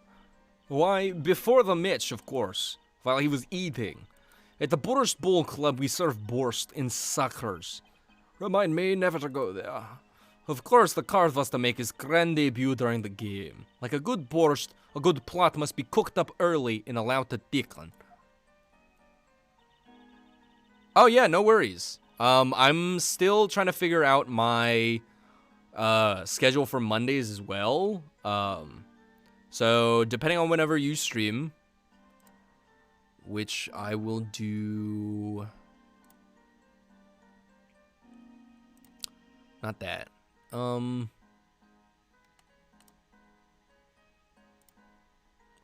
fuck! I opened the browser. Shit.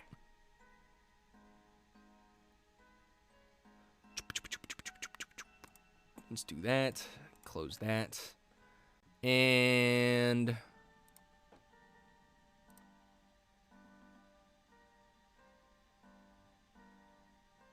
this like random piano note that's just like striking through every once in a while is hilarious to me.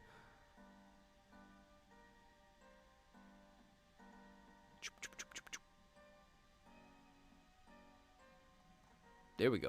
Bonk.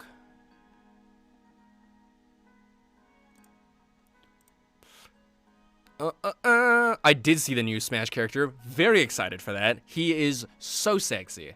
And Wright lost the last hand just like he was supposed to. So everything went according to plan. Exactly. The 5th ace came up, so it's obvious the switch went off without a hitch. Once the extra card was found in his pocket, Wright would be forever known as a cheat in the fraud. Worse things to be known as, I suppose.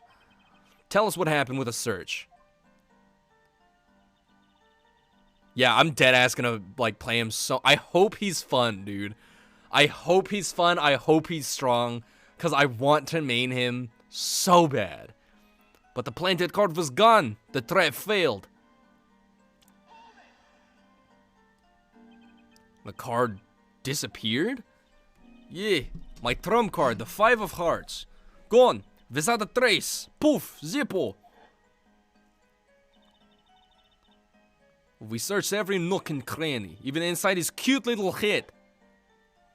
Probably just fell out. But the card was nowhere to be found, is this correct?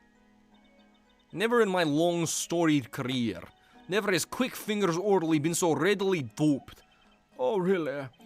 So, what did happen to that 5 of hearts? Don't look at me. Why don't you ask that cheating, lying, two-faced defendant?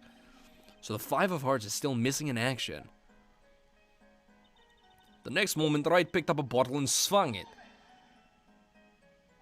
Wait, isn't that a little odd? What's odd?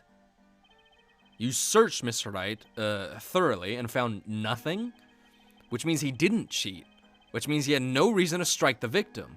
Well, new mechanic? What was that just now? I sensed something.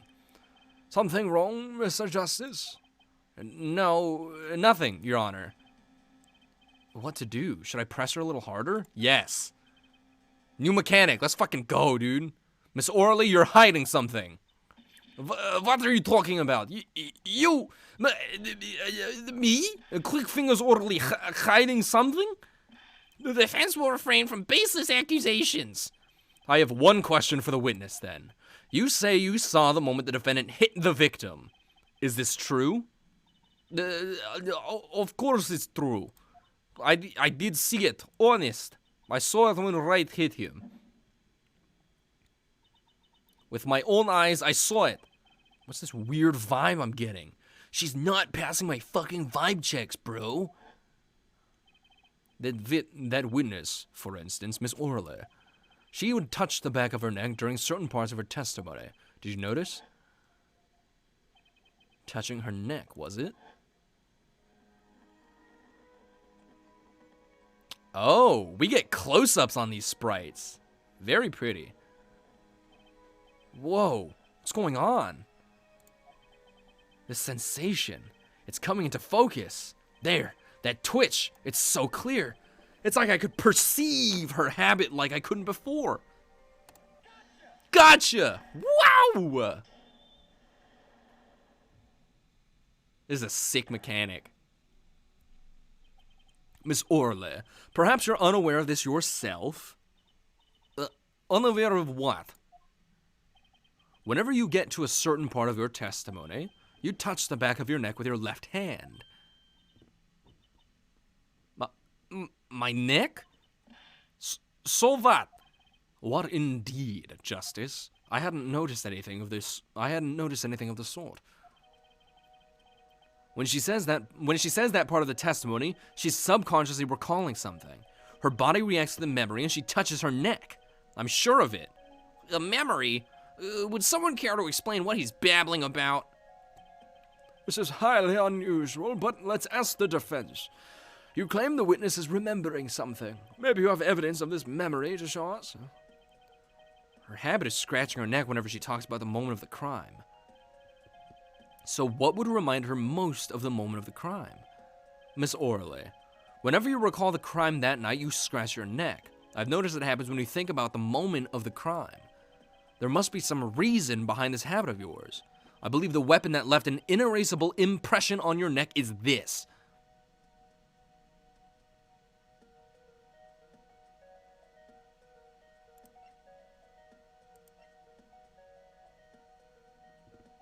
The perceive mechanic is pretty cool. I believe that weapon that left an inerasable impression on your neck is this. Would it be the bottle? No, because the bottle struck his forehead. I want to say it's the locket, but like, how am I supposed to present that?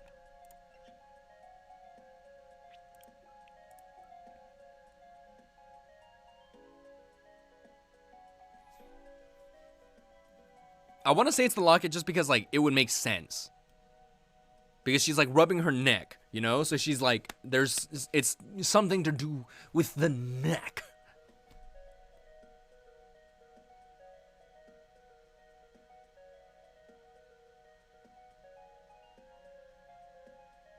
I'm gonna fuck around. I'm gonna fuck around and find out. Sorry to disappoint, but I don't have any particular memories of that. Shit. Of course not. I fucked around and found out.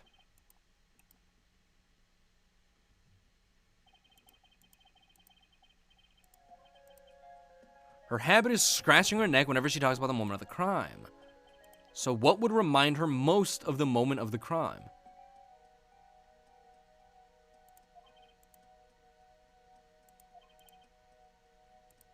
So I guess it would be the bottle then. Whenever she talks about them, okay, so I was reading too far into it. Whenever she talks about the moment of the crime, she touches her neck. And what reminds us more of that moment than this bottle, the murder weapon? But something doesn't fit. If you were only the witness to the crime, why would that make you touch your neck like you're in pain? What's he talking about now? It was Mr. Smith, the victim, who was hit, not you. This is a cross-examination, not a cross-wild conjecture. The witness's habits? They're completely irrelevant. Justice. I'll admit I'm a bit confused myself. This is certainly a unique cross-examination. I'll explain later, just trust me. Now's our only chance to break her. Miss Orley, please testify in detail about the moment of the crime. The very moment. Niet, I am knowing nothing. We know you're not Russian. The witness will testify, please. Now. Bah, fine. He's the one who did it. I didn't let them out of my sight until the cops got there.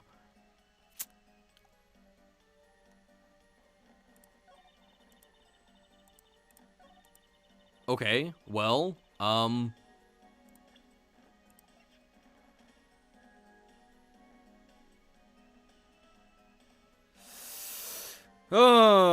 guess I can just press it, but I know that he was out of her sight because he made the phone call from the first floor. You seem uneasy. You try sitting up here. Her eyes are darting all over the place. Must be getting warm. Tell me, after the crime, what was the defendant like? Well, he must have been stunned by the weight of his crime. He sat in a daze at that table until the cops came. Intriguing. I believe you've gotten all the testimony you want to get out of this witness. So, what do you think about her testimony? I'll tell you what I think. Her testimony's a piece of shit. Is basically bogus. It contradicts the evidence. What's that? Well, show us this evidence, Mr. Justice. This evidence that you claim contradicts the testimony. Boink, boink. Miss Orley, we have a record here that clearly contradicts what you said. It states that the police were alerted by report from the defendant. And we know that the defendant left the room, climbed the stairs, and made that phone call from the first floor of the Borscht Bowl Club. So, explain how you kept your eyes on the defendant when he left the room entirely. She's taking pictures. She's revolutionizing the MySpace selfie. She's hitting it from the bottom instead of the top. The man who picked up a bottle and swung it that night wasn't the defendant. I should have put more emotion behind that. Hey Octo, welcome to the stream.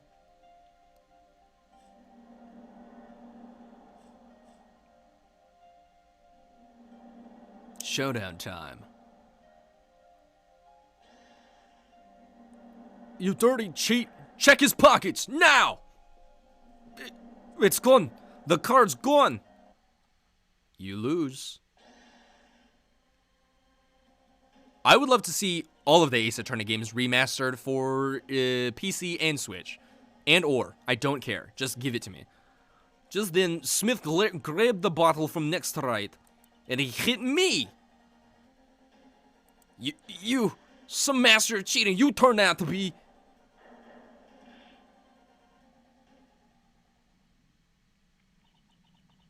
When I came through, the victim was already dead. Is that it?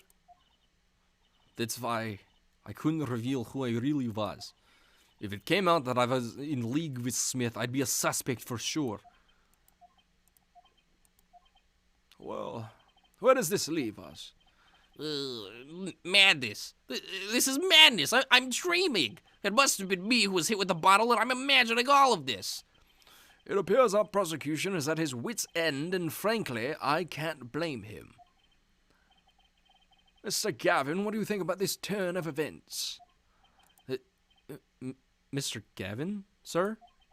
I believe that as the defense in this case, we are compelled to call Miss Orley a big fat liar. What? 3 were in that room the night of the murder. The defendant, victim, and her. And she has a motive. A motive? Her plot foiled, the witness got into an argument with her client, Mr. Smith. And the denouement of that argument was murder. What? I'm no killer. It's a trip. Someone trying to frame me. Oh my god. What tangled webs we weave when we practice to deceive. So tangled we catch ourselves in the process. Mr. Wright? Such a hasty conclusion. It's not like you, Christoph Gavin. What are you saying? Why not consider the other possibility? That there was another person in the room at the time of the murder. Right, like Mr. Wright was saying before recess. A single card was swapped into the victim's hand after the murder. And the one who swapped the card didn't know 2 colors of cards were being used. A 4th person. Ha! This theory again. Your 4th person doesn't exist! Indeed. That's why I decided to bring this case to court. Here, where there's no escape and no chance for deception. The perfect place to catch the real criminal. The real criminal? And we're in luck. A clue to the real criminal's identity was kindly provided for us. And right at the beginning of the trial, no less. What? Apollo, perhaps you know what I'm talking about. Sorry. Remember what I said. The 4th person who swapped the cards made one critical error. He or she wasn't considering the color on the backs of the cards. Right. But how could such an obvious mistake occur? The cards used for the last game were red. Yet, there was one person here in our court who thought those cards were blue. Yeah, I had that impression too, but why? Well, Apollo, think you can figure out who it was? Who the fuck said it was blue? Who is this 4th person? Why do I always get put on the spot like this? Let's hear what the defense has to say. Who was it? Who thought the cards used in the final game were blue? I don't remember.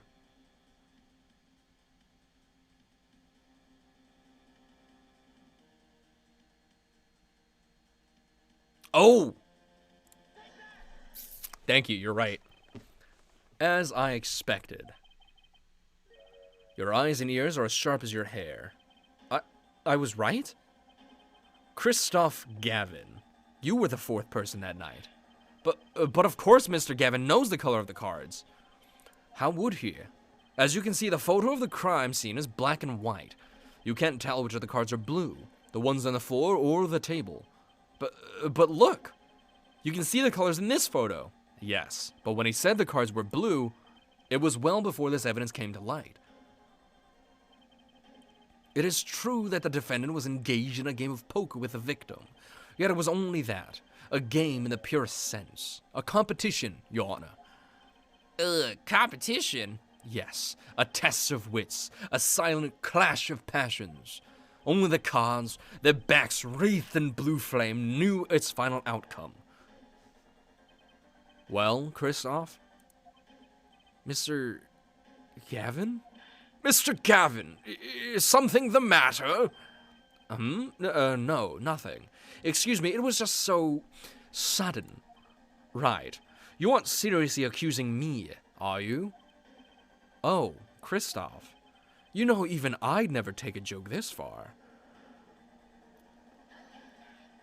This has gone beyond ridiculous, beyond dumb. This is insanity. The defendant accusing his own defense attorney of murder? I assure you, I'm quite sane. But what possible connection could Mr. Gavin have to the victim? I wasn't aware that I had a connection to Mr. Smith either.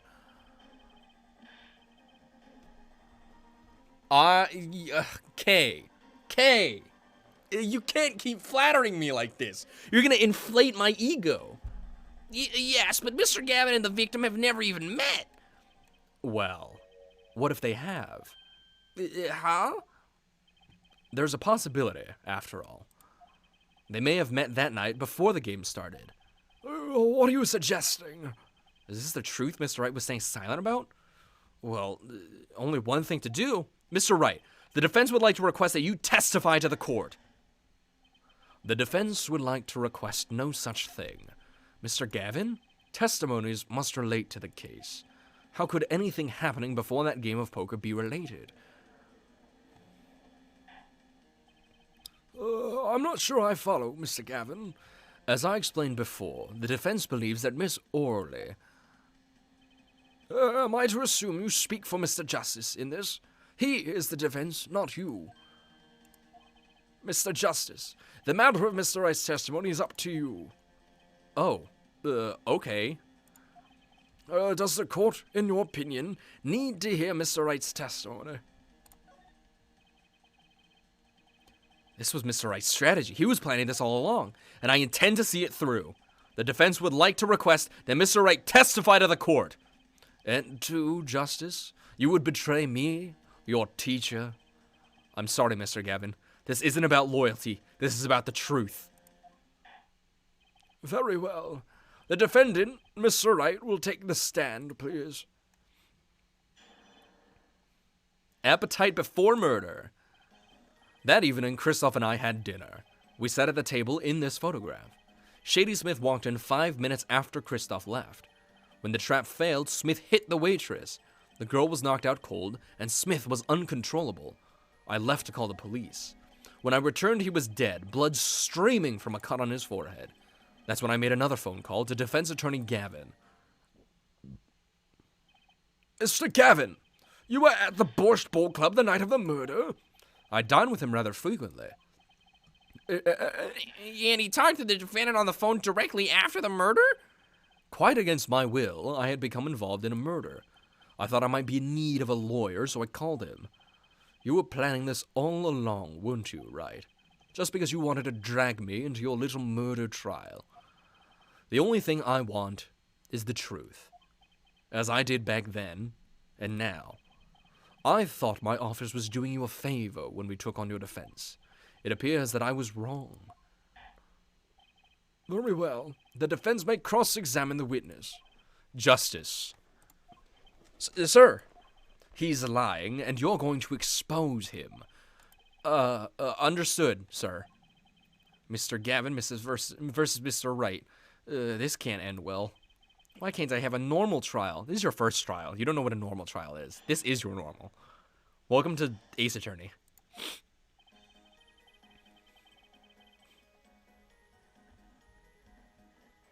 Alright, tried and true. You had dinner with Mr. Gavin? Yes, he dines with me at the Borscht Bowl Club quite frequently. We were enjoying a usual dinner at our usual spot, as usual. Usual? I always eat at the table closest to the piano. I see. Where Mr. Smith was sitting. So, the plates and such on the table were from your dinner? Indeed. The remnants of my meal with Christoph. We dined for 2 hours, then Christoph left. After that, Shady Smith walked in 5 minutes after Christoph left. Is the sound okay for you guys? Because sometimes it's coming through and it's like really crusty. 5 minutes? So the two of them could have passed in the restaurant during that time. That would have been a fateful encounter, to be sure. Hee hee hee. Oh, Mr. Wright, what was it you said? Christoph Gavin and Shady Smith may have met? I believe I did say that. Here I was all nervous about this meeting. And now we hear they just passed in the hall? That does seem a little weak as a pretense for murder. Oh, it would be, if that was all that really happened. Come on, Mr. Wright. What are you hiding this time? When the trap failed, Smith hit the waitress. Oh, man, fuck.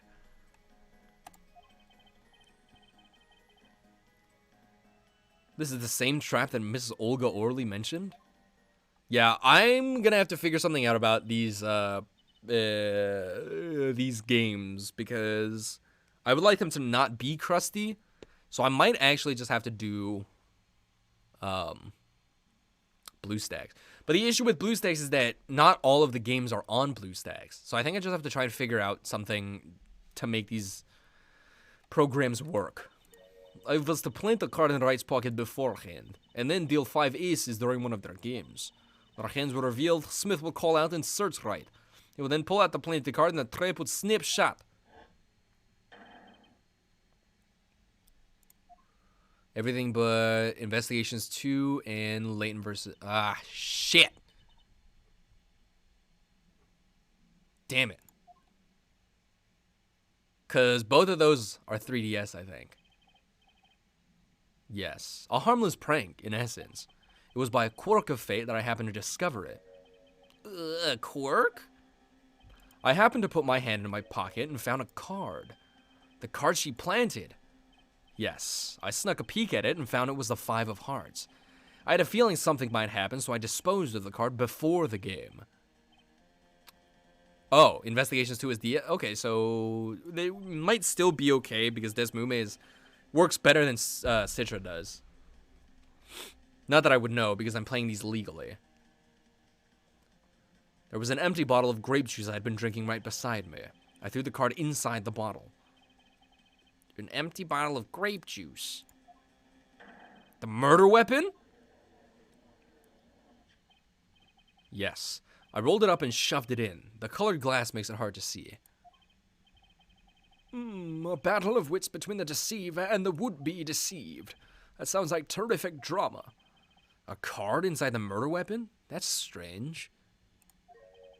Did the police miss it in their investigation? Maybe I'll take a look. Mr. Wright, the poker of courtroom number 3 approves of this battle of wits. Please revise your testimony with this new information.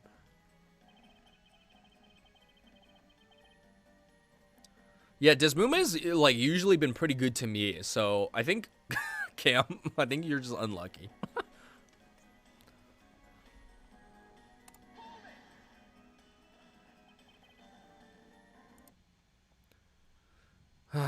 It's the sound that, like, bothers me the most.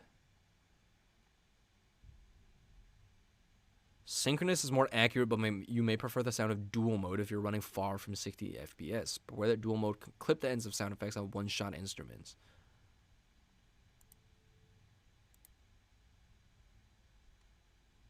So we need necessary to enable sound capture. This is costly if few games use it, and the effect is unnecessary.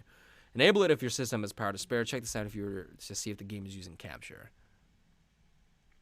Yeah, it's just like, it's not like awful, but sometimes it's just a little crusty. So I'm just going to try and change it to synchronous for now.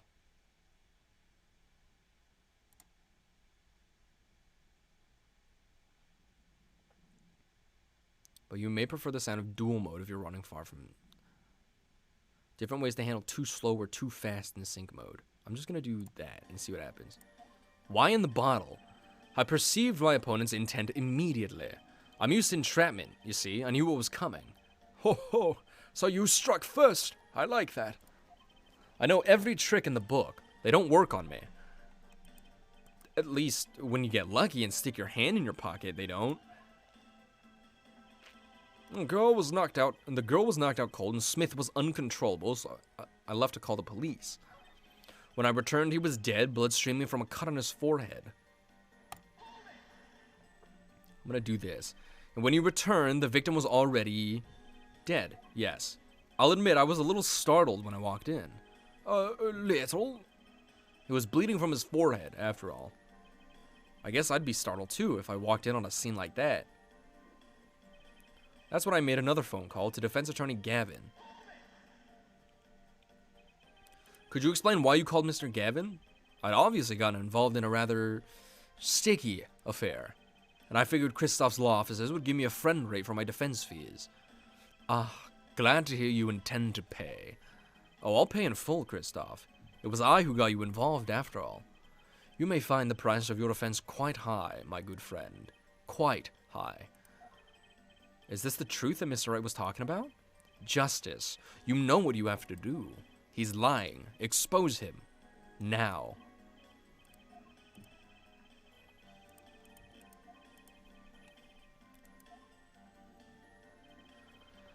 Okay, so let's see what I have. I've got the autopsy report, sub basement at the Borscht Bowl Club,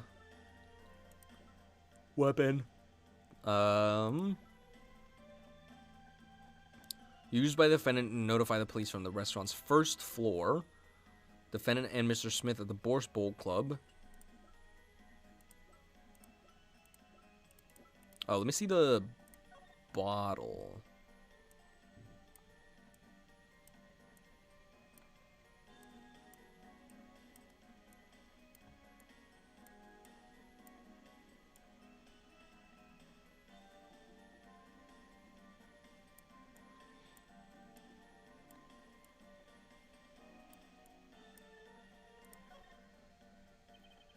Bottle is completely empty. So there's no card in there.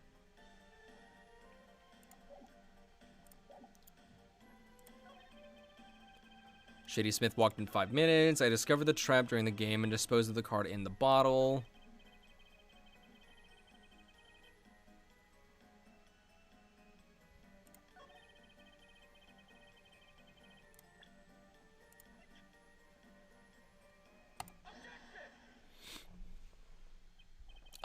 Mr. Wright, if I may? Yes? I've examined the bottle, and I don't see any card in here. No? What, Mr. Wright? Surely silence isn't all you have to say for yourself? I can't say that I know what happened to the card. I did put it in that bottle, however. Huh? Perhaps a 5th person came and took it out. Oh, and a 6th person could have helped. Mr. Gavin, Mr. Wright is your client. My apologies, Your Honor. I won't have you disparaging our investigation either. We looked inside that bottle and there was nothing. So what's going on? Is Mr. Wright hoodwinking us again? Or did the card just disappear? In any case, please continue the cross-examination. I'm afraid decisive contradictions call for decisive evidence. Oh, push him harder, Justice. Break him. It's just you and the witness in the ring. Go for the KO.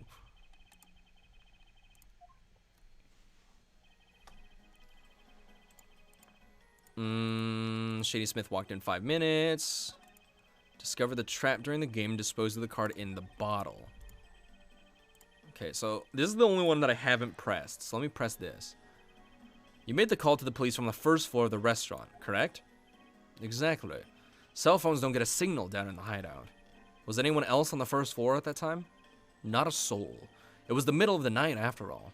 So there, in the darkened restaurant, I called the cops. After making the call, I returned to the hideout. It didn't seem right to leave the injured waitress alone.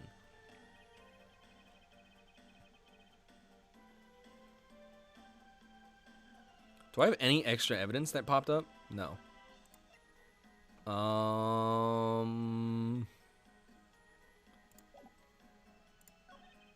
It's when I made another phone call to defense attorney Gavin.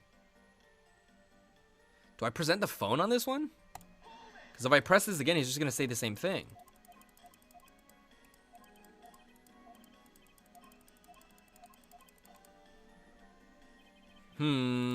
Christoph and I had dinner. We sat at this table in the photograph. Yada, yada, yada.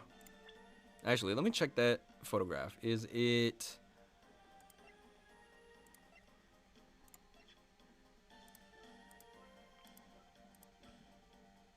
Ah, there it is.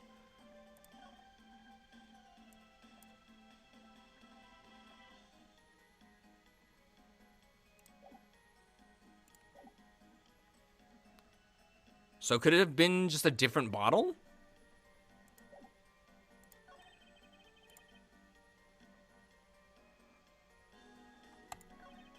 But then we would have to go and like find the bottle and then bring it back. So I imagine it's probably not going to make us do that. I'll have to call the police, When I returned, he was dead, blood streaming from a cut on his forehead. That's when I made another phone call to defense attorney Gavin. But, because when I press this, he talks to Gavin, and Gavin says, yeah, he did. Gavin corroborates that. But the phone that is presented in the evidence is not, it doesn't have that listed. And also, if he was still down in the hideout, he would have had to come back up.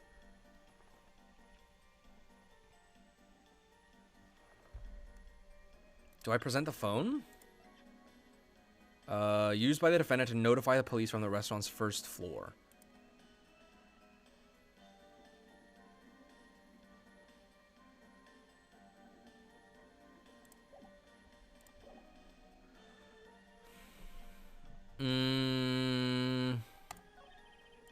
When I returned, he was dead, blood streaming from a cut on his forehead. Hold on. Present, not that.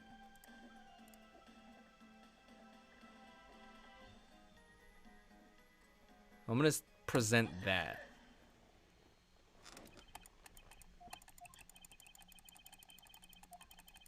See the victim here? He's wearing a hat. I wouldn't think you... Oh, I think I did it. I wouldn't think you could see blood on the forehead. Good point. Ooh! Justice!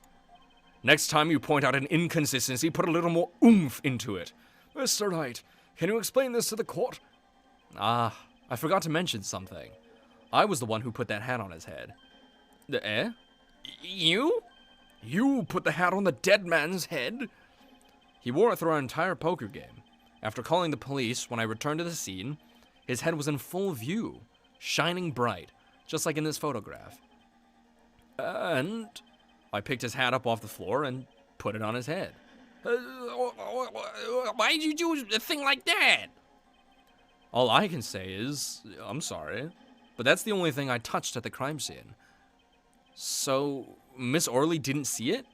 It being the victim's, his head? I'd think not. She was out cold. I believe I was the only one who witnessed his head. Here we go again. Mr. Gavin? Ahem, pardon. It just seems that our client is determined to lie his way through this case. Hey, he's still our client, isn't he? I believe that's enough of that. Mr. Gavin? This witness's testimony is more like a travesty. It's riddled with lies. I'm beginning to see how you came to lose your attorney's badge 7 years ago. Well, you certainly have a unique way of treating your clients, Christoph. I never knew. I believe it was you who threw the first stone. Mr. Wright, if you intend to ever tell the truth about this case, it's now or never. Don't be misled. I haven't told a single lie here. When I noticed the trap, I put the card in the bottle to dispose of it. And when I put the hat on the victim's head, let's just say I had a reason for doing that as well. A reason? That reason is right here. Your cell phone? That night, recall that I spoke with defense attorney Gavin after calling the police. Just in case, I recorded our conversation. What's this? Now that we're all here, I see no reason why I shouldn't play it back for the court. Christoph, I seem to be in a bit of trouble. What's this? Game not going well? Something like that. That gentleman who challenged you, he turned out to be good? He turned out to be dead. Someone hit him. Hard. You mean someone cracked that flawless bone china plate? It wasn't you, was it? Me? Please. The cops should be here any minute. I'm in your hands, should it come to that. Bone china plate? A kind of porcelain, very smooth and shiny. And not plate, but pate? Isn't that when you fucking mush up a duck? Pate, maybe? I believe he was referring to a certain gentleman's balding forehead. The court appreciates the defendant's discretion in not indicating my forehead. Wait a second. Something's not right about that phone call. So after Mr. Gavin ate dinner with you, he left the Borscht Bowl Club. Okay, so Pate. Gotcha. Most certainly. Then how did he know? When did he see this bone china Pate? Oh, whoa, that's so bizarre. I've literally never heard of this word before. Pate has never even grazed my lexicon. Oh, that's right. Yes. That was when I began to see my good friend in a different light. Troubled, I returned to the crime scene, and when I spotted Mr. Smith's head again, I realized exactly what was wrong. Well, Mr. Gavin, the stage has been set. Perhaps you would like to explain this to the court. Exactly how did you come by your privileged knowledge of the victim's head? So, this is your reason. The reason why you put the victim's hat back on. Your point, Mr. Gavin? It's come down to this, has it, Phoenix Wright? Order! I will have order! Mr. Payne! No matter how much I turn down this... Oh, that's turning it up. Hello? That looks good. Order! I will have order! Mr. Payne! Yes, Your Honor. I believe this court has been left with no other choice. Are you prepared to hear defense attorney Gavin's testimony? Well, as the prosecutor, Worthless. He's fucking worthless. Another? Oh, very well. We'll break for 10 minutes, after which Mr. Gavin will take the stand for cross-examination. Are we all clear on that? crystal clear, Your Honor. Very well. This will be the final recess for the day. We're almost there. Maybe. This is a tutorial case. What's going on?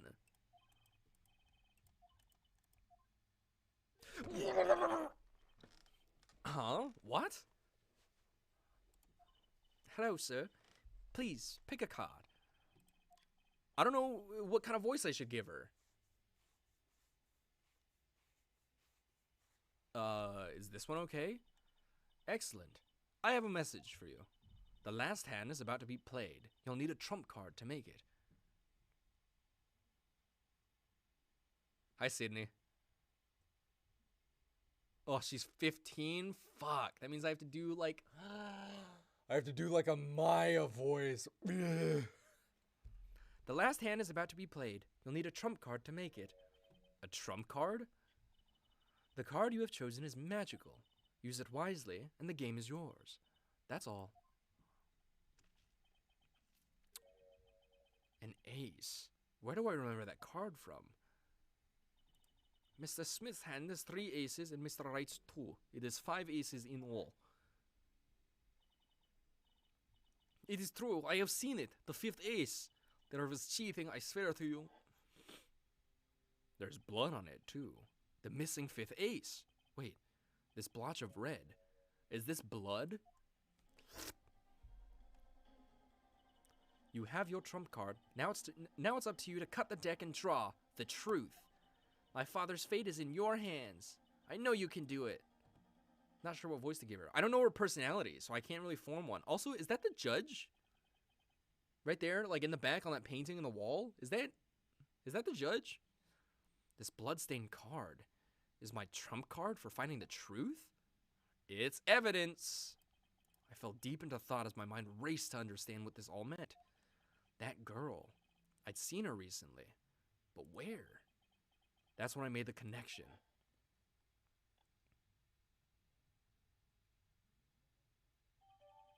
Bloody ace. This is a tutorial case, and it's like 3 hours. Since fucking when? Court will now reconvene. Defense Attorney Christoph Gavin, will you please take the stand? He's like a little sexier from the side. Yes, Your Honor. Will the witness state his name and occupation? Is this farce necessary, Your Honor? Believe me, far stranger things have gone on in this courtroom. Fine, I'll play along. First, there's one thing we need to have made clear. How did you know about the secret beneath the victim's hat? By secret, I'm guessing he means the fact that Mr. Smith was bald. This man is sexy from the side. His side profile is sexy. Up front, not really. Forgive my curiosity, but what is it about this fellow's head? Your Honor seems to have an inordinate interest in it.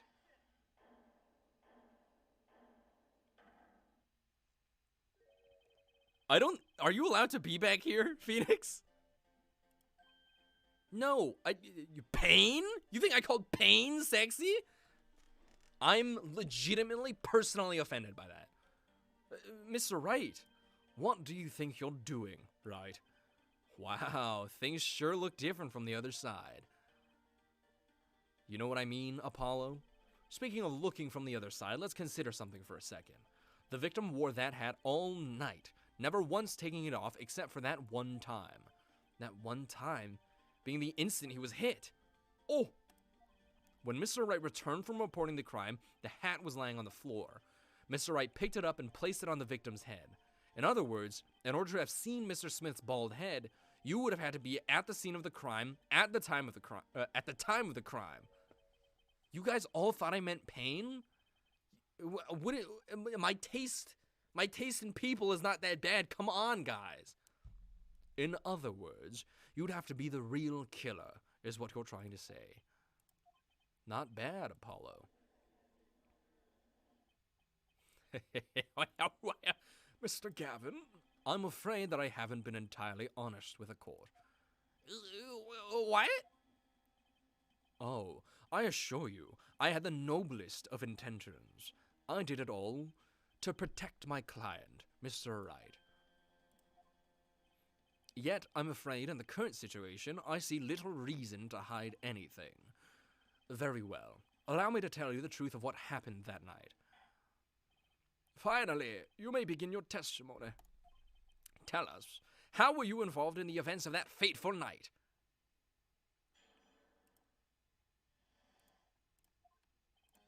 The rage I sensed in that man that night troubled me, so I returned to the club. I went down to the basement and peeked in through the little window to the hideout. It must have been right after the murder took place. The victim was dead, as he appears in the photo. A bald head, an unconscious girl, and Wright holding a bottle in his hand.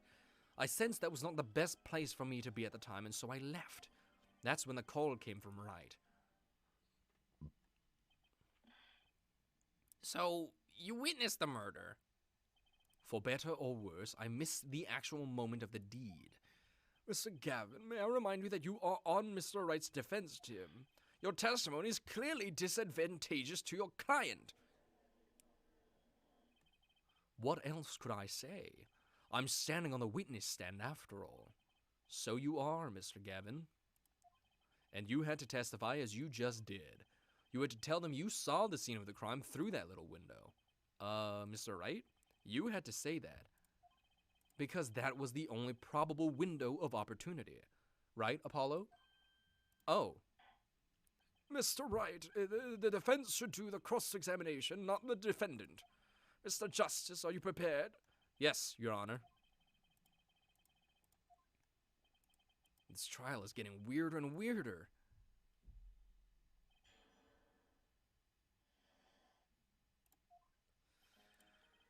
Rage I sensed in that man that night troubled me, so I returned to the club. Tried and true. That man, you mean Mr. Smith? He was different from the other customers. His aura, shall we say. I knew he was a serious poker player, but it was more than that. So then, you knew the true nature of your client's job? Of course. But I also knew he wasn't engaged in gambling, which would be illegal. Well, it makes sense that he'd know. They were friends, after all. Worried for my friend, I returned to the club. You see, I fear this Mr. Smith might be someone coming to settle an old score. I see. What happened then?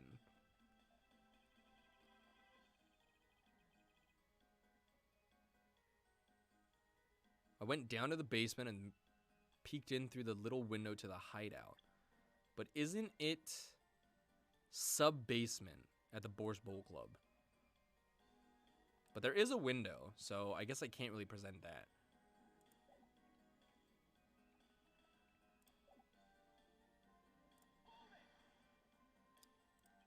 The little window. You mean the one used to keep watch up the stairs?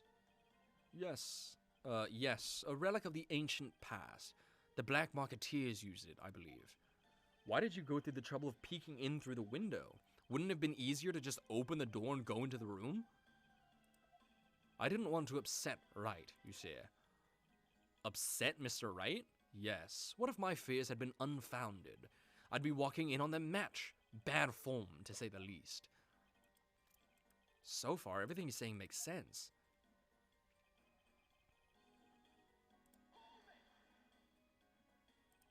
How do you know it was right after the murder?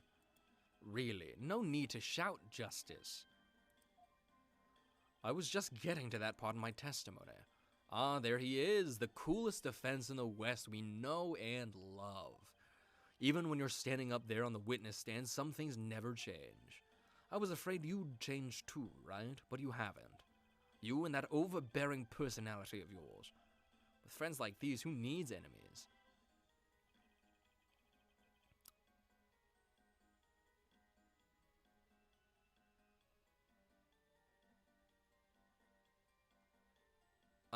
The victim was dead as he appears in the photo, but in the photo, he's got a hat on.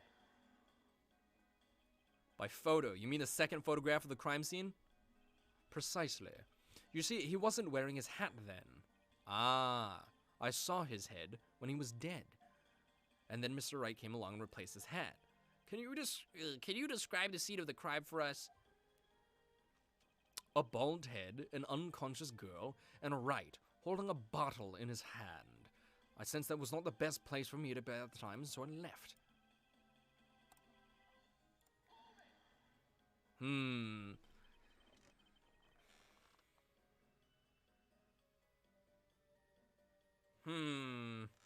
Those were the only three at the scene of the crime? Yes, as far as I saw, at least. Then we're back where we started. The killer was the defendant, Phoenix Wright. Who else could it have been? But why didn't you talk to the police? 2 reasons. First, I didn't actually witness the very moment of the crime. Second, my office was asked to defend Wright. Even after seeing what I had seen, I couldn't abandon my friend. There must have been someone else there at the moment of the crime. Justice. I just said I saw no one. Not a soul. But that goes against what Mr. Wright said. Ah, yes, this mysterious 4th person. Who would conveniently be the real killer, I suppose? Glad to see we agree, Mr. Gavin. Let me pose a question, then.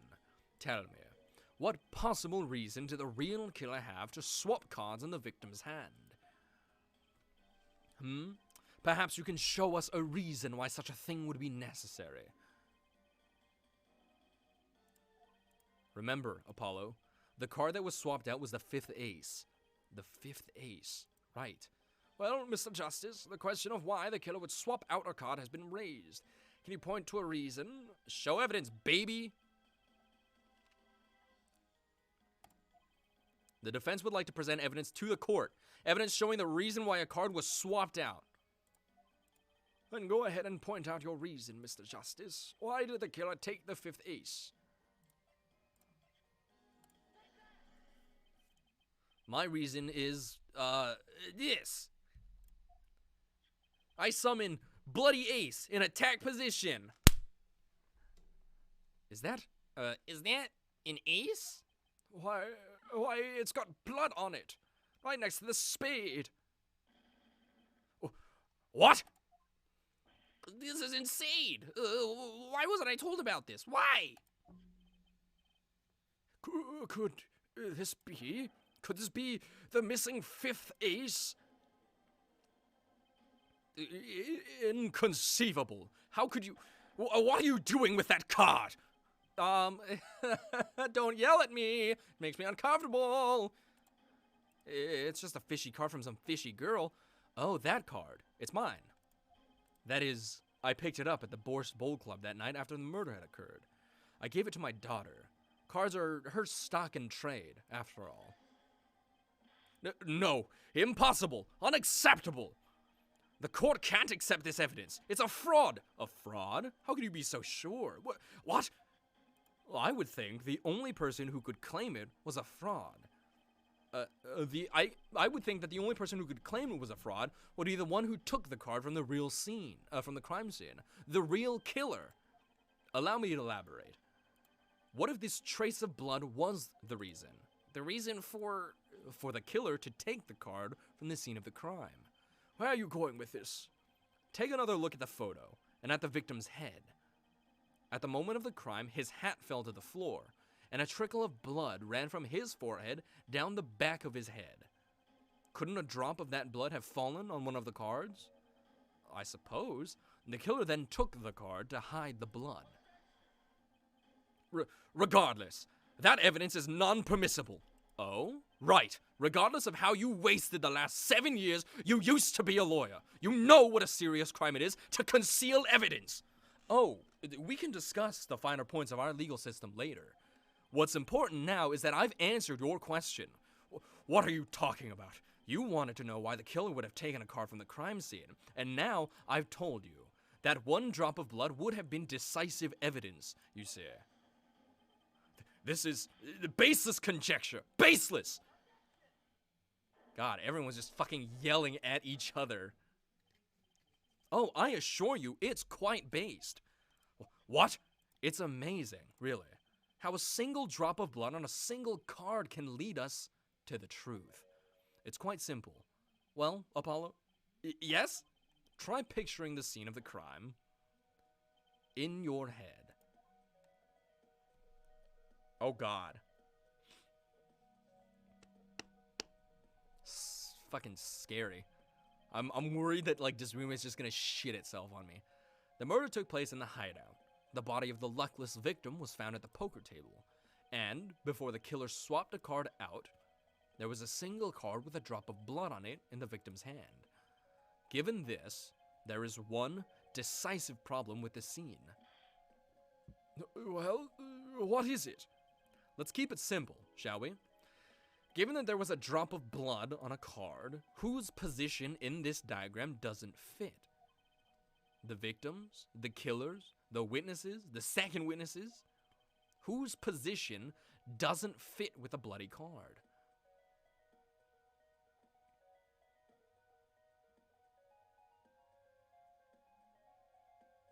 Whose position doesn't fit with a bloody card? I would say probably the victims. Doesn't fit with the bloody card? What does that mean? Does it just mean, like, whose position doesn't fit with the bloody card? So we're trying to determine...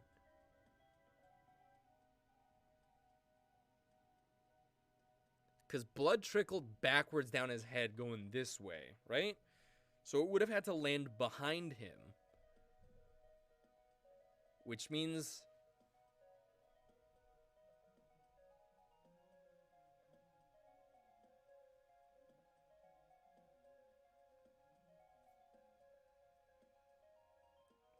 I think I'm not understanding this question.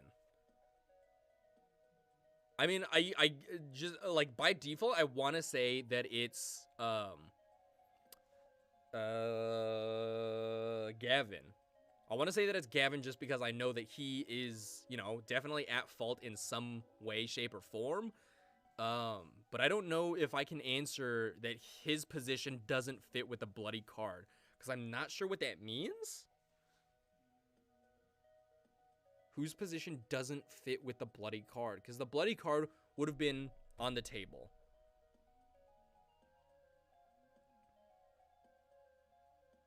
So if he's hit and then falls backwards, then the blood would go this way, which means that it wouldn't land on the card if it were on the table. So it would only make sense that the card was behind him.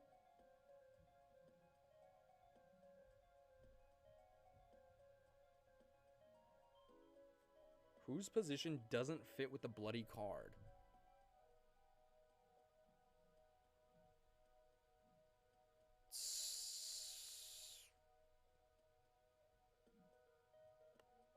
So Olga was in that chair. And she must have been passed out.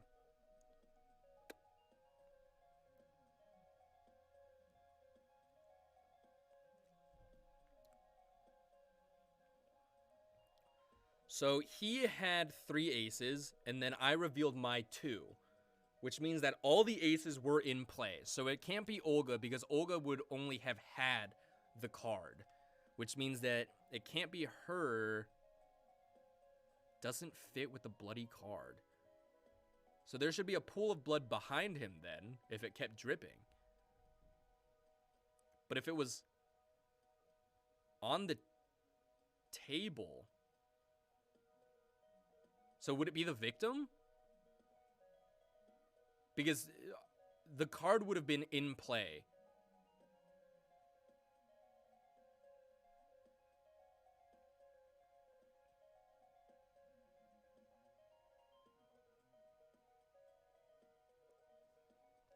The card would have been in play because, like, that's the whole reason that this altercation started. That there were 5 aces on the table, but the victim's was the right one. Therefore, pinning Phoenix as the cheater. So the card would be on the table. So if he's hit and the blood travels backwards down his head, then his position doesn't fit with making the card bloody because the card is on the table, so he would have had to bled forward, which did not happen. So I'm going to say the victim.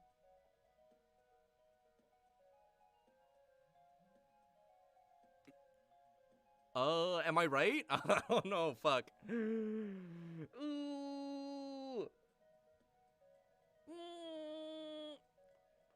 Do I want to do it? Do I want to fuck around and find out? The answer is... yes. Well, isn't it the victim's position that's the problem? I don't follow your logic here, Mr. Justice. Well, look. The victim was struck on the head, sending him back in his chair. You'd think any blood would fall behind the body, not onto the table in front of him. Take a look at the photo again. If he bled in this position, the blood would fall on the floor, not on the cards. Why, that's right. So, what does this mean? Incidentally, we were sitting in swivel chairs. Swivel chairs? Oh, man. Apollo, try turning the chair around.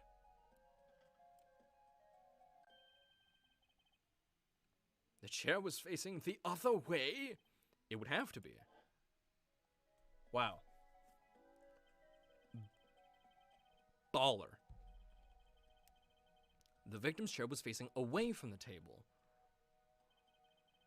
When Mr. Wright returned from informing the police, which way was the chair facing? Yeah, I was scared too. After it brought up the 3D one again, I was like, oh god, oh fuck. When I came back to the room, the body was facing as seen in this photo. That would mean the killer turned the chair back around. I have an i7. I think it's like a quad core. 8th gen i7. Let's take the next step. Look at the diagram once more. We know now the victim was facing away from the table at the time of the murder. But this creates another significant contradiction. Again? Let's test your reasoning skills again, shall we? Apollo, whose location on this diagram contradicts our new understanding of the crime? The victims, the killers, the witnesses, the second witnesses? Whose location creates a contradiction if the victim was facing away? Mine. Well, not mine, but the killer's. The victim was struck from the front, correct? Indeed. Well, wouldn't it be hard for the killer to hit him from the front? Sitting where his indicator currently is. I would think it'd be quite hard, yes. Yes, but what you're saying makes no sense. Why would the victim suddenly turn to face the wall in the middle of a game? I believe a sufficient reason will soon come to light. What? There's something in this diagram that makes far less sense, actually. Look again at the diagram. Apollo, if the victim was struck while he was sitting as shown here, where would his assailant be standing? Try marking it on the diagram. What? But... So he was in... Oh, wait. Don't worry. Let's think it through and see what we find. We know the victim was facing toward the wall at the time of the crime. That's the only thing we know for sure. Try to forget about everything else. Where would the killer have to be standing to strike our victim from the front?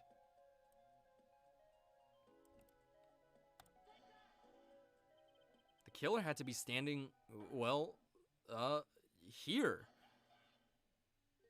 You get points for flair, but that's about all you get. I hardly need to point out that standing there would be impossible. The victim is facing a solid cupboard. I don't know why I said that so weird. Cupboard. Or are you claiming the killer climbed the cupboard and hit him from above? Ha! It's simple logic, really.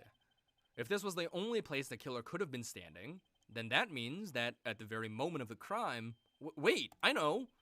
At the moment of the crime, the cupboard wasn't there. What's this now? I mean, that's the only explanation, right, Mr. Gavin?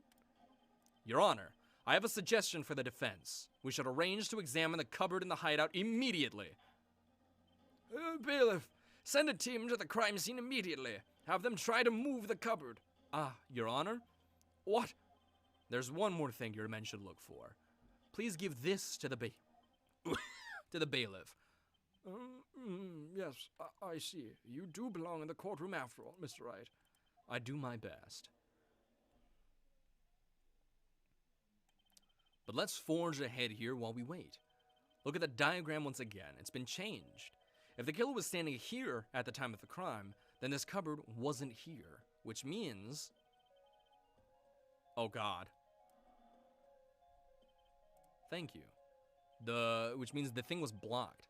As you can see, the cupboard was the problem. At the time of the murder, it has to have been as shown here.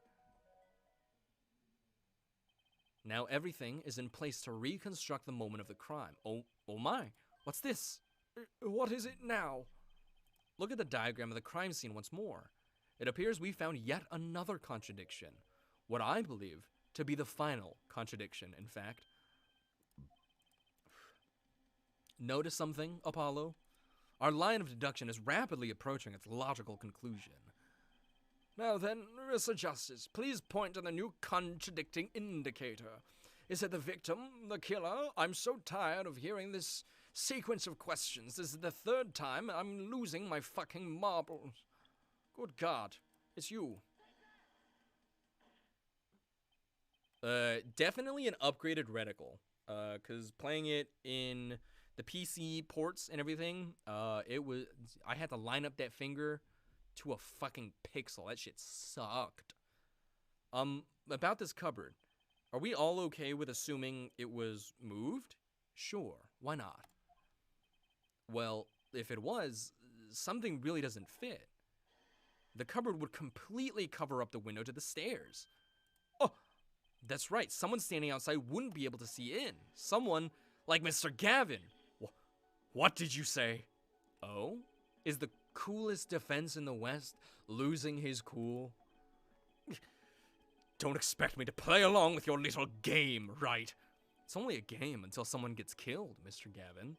And someone was, while the window to that room was blocked by a cupboard. So, Mr. Gavin, perhaps you'd like to explain to the court, exactly where did you witness the crime scene from? Excuse me, Your Honor. Order! This is a court of law and I will have order! We just now received word from our investigative team in the Bourse Bowl Club. They've examined the cupboard in the hideout, Your Honor. Oh, what did they find? Well, Your Honor, it turns out there's a secret passage behind it. This is a tutorial case, man. Ah, yes. I believe I mentioned something of the sort before. This is one of the tricks to the room that many of our regulars know about.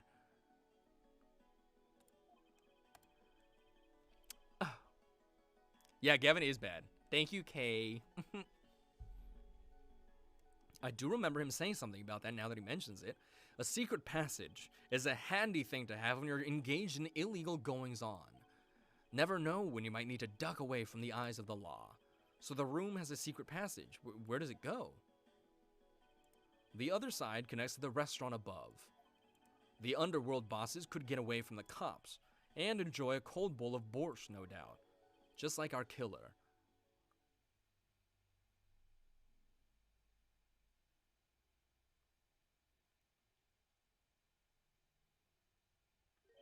Ooh, that silence was so loud. You see where our line of simple deductive reasoning has led us, Apollo? I see it, but I don't believe it. That girl wasn't kidding when she said I needed this trump card for the last hand. We were all duped, Xana.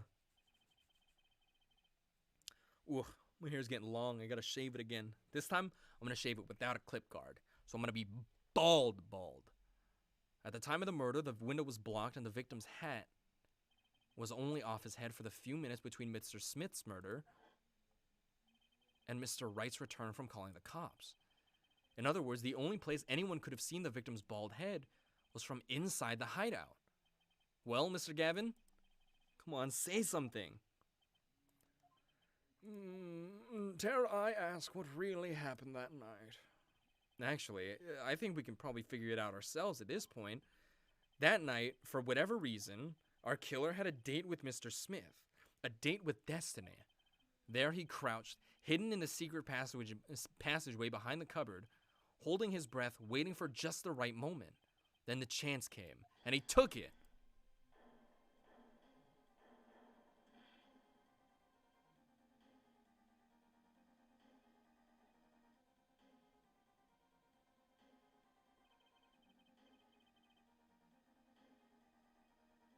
Okay, hold on.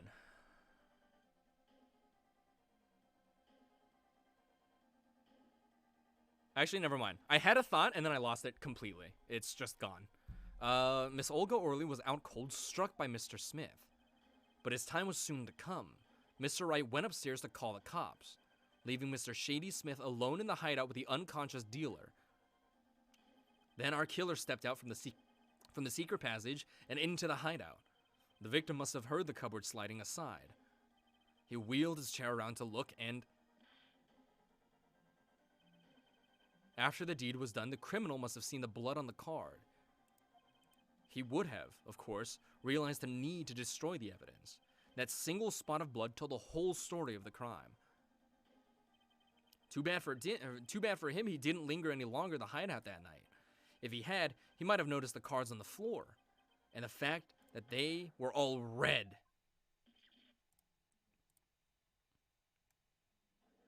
Okay, I remembered my thought. Where's the fake card? Where's the trump card that he stuck in a bottle? Because it's not in our bottle. That's for damn sure. Well, it seems this trial has taken yet another turn. I'm truly sorry I had to see this day come, Mr. Gavin. Mr. Gavin? Mr. Payne! Yes, Your Honor. The prosecution will continue its investigation. As for Mr. Phoenix Wright, the defendant, he is hereby cleared of all suspicion. Gotcha. Believe me when I say that I don't believe this is happening, Mr. Gavin. But I'm afraid circumstances call for me to issue a warrant for your arrest immediately. Oh, no need to apologize. I'd rather enjoyed myself. It's not every day you get to witness a legendary attorney's dirty tactics firsthand. Your point, Mr. Gavin? Frankly, Your Honor, I'm shocked that a person of your caliber would be taken in by such a low-grade parlor trick. Excuse me. The defendant is cleared of all suspicion.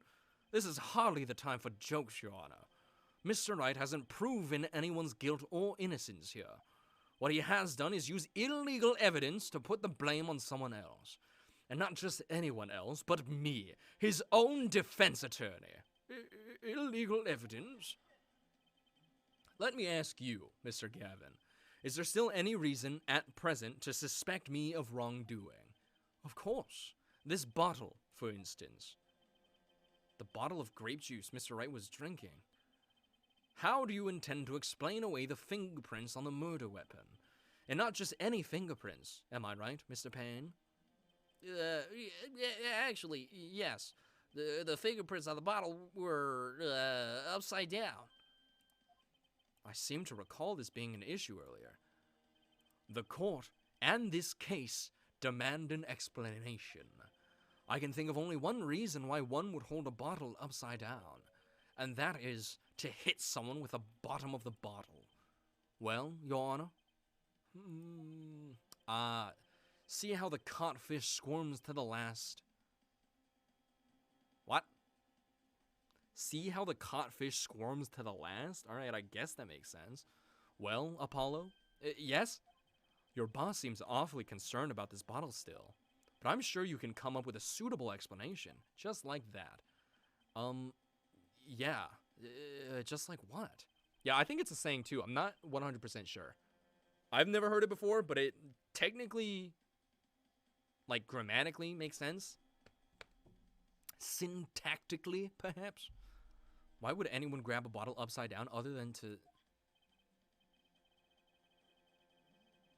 I was bamboozled too. Don't let him trick you into thinking his explanation is the only legitimate one. Is there really another? Take another look at the court record. I believe you'll find a simple answer there, in plain sight. It would be hasty to deliver a verdict with unanswered questions, indeed. Well, Mr. Justice... Mr. Gavin said that the court in this case demand an explanation. Don't worry. Justice won't leave until justice is done. Perhaps the defense would care to enlighten the court. What evidence do you have to explain why the fingerprints on the bottle are upside down?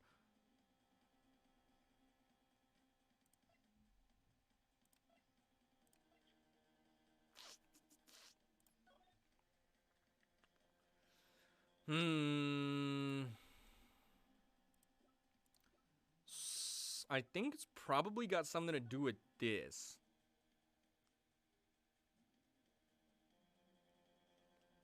Because he pulled it from the crate, right? It's actually easier to show you than explain, Your Honor. Place that bottle on the floor next to your chair. Excuse me, on the floor? Yes. Now reach down and pick it up, without getting out of your chair. See? You naturally go to pick up the bottle by its neck. With your fingers upside down. Look at this photograph taken on the night of the murder. The defendant, Mr. Wright, sat here, playing piano, bottles of grape juice on the floor to the side of his piano bench. He would have naturally picked up the bottles upside down several times. Wow, I can't believe it was that simple. Recall our dinner that evening, Christoph. I was drinking my usual juice then, too. Basically, you used the bottle on the table to do the deed, but then you must have remembered. So you went and picked up one of the bottles from under the piano, and you switched the bottles. You took one of Mr. Wright's bottles and made it look like the murder weapon. Order! Order! Order! What do you have to say to these charges, Mr. Gavin? Fascinating. So this is the legendary attorney's famed tactic of misdirection. What? You claim that I switched the bottle? Where is your proof?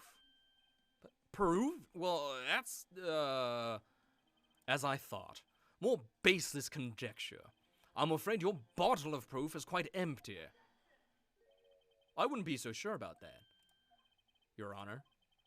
When you initiated the investigation of the hideout earlier, do you recall I requested an additional investigation? Oh, yes. I have your memo about that here. Retrieve the bottles from under the piano at the Borscht Bowl Club.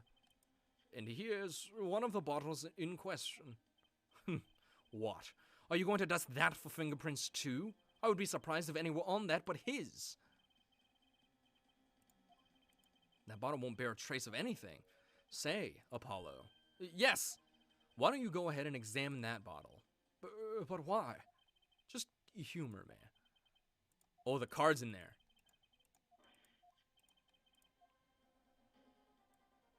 Oops. There it is. Bingo bongo, bitch! There's something inside the bottle.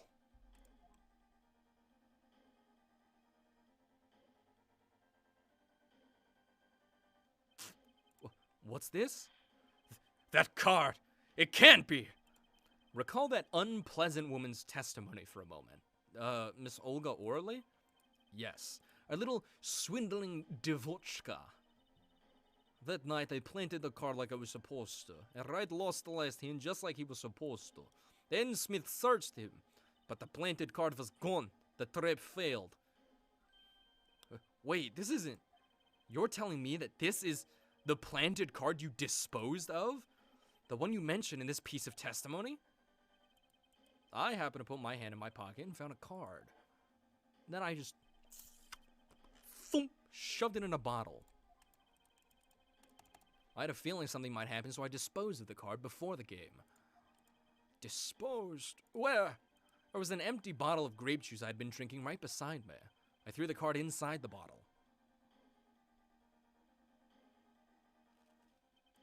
The 5 of Hearts. This is the card. The bottles were swapped. And the only one who could have done that was the 4th person in the club that night. You, Mr. Christoph Gavin.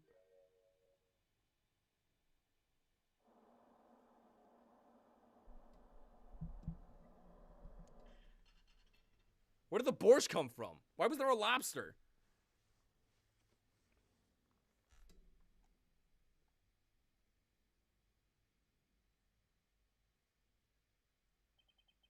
That is all.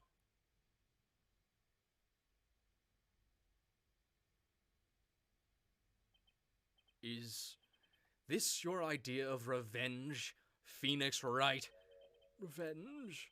Revenge for the events that took away your attorney's badge 7 years ago. My past is like my logic, straight and true. Nothing's changed. All I did was point the finger of justice in the proper direction. Fine. I'm glad we could have this little... tete-a-tete, right? This is insane.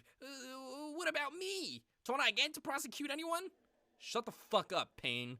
That's what you get to do. Hung, drawn, and quartered.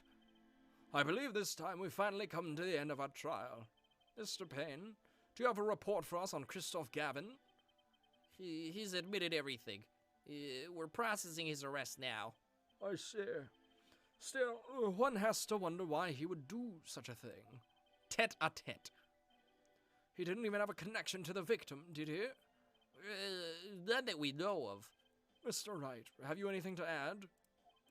I'm afraid I can't shed any more light on the matter.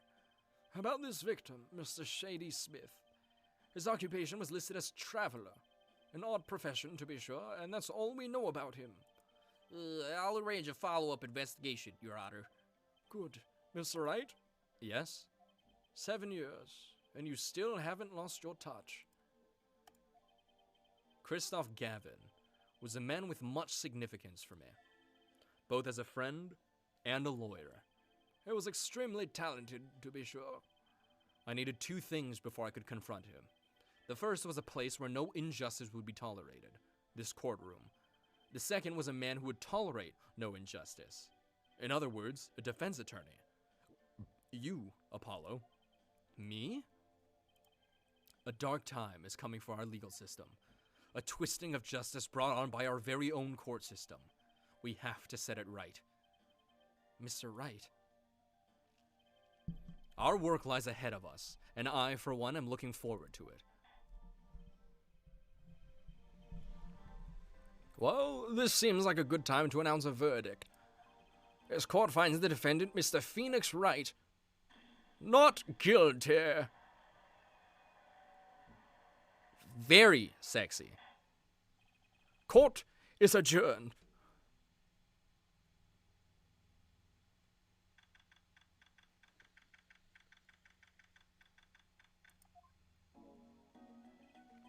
Thanks, Apollo. You came through just like I thought you would. I'm pretty sure I didn't do a thing in there.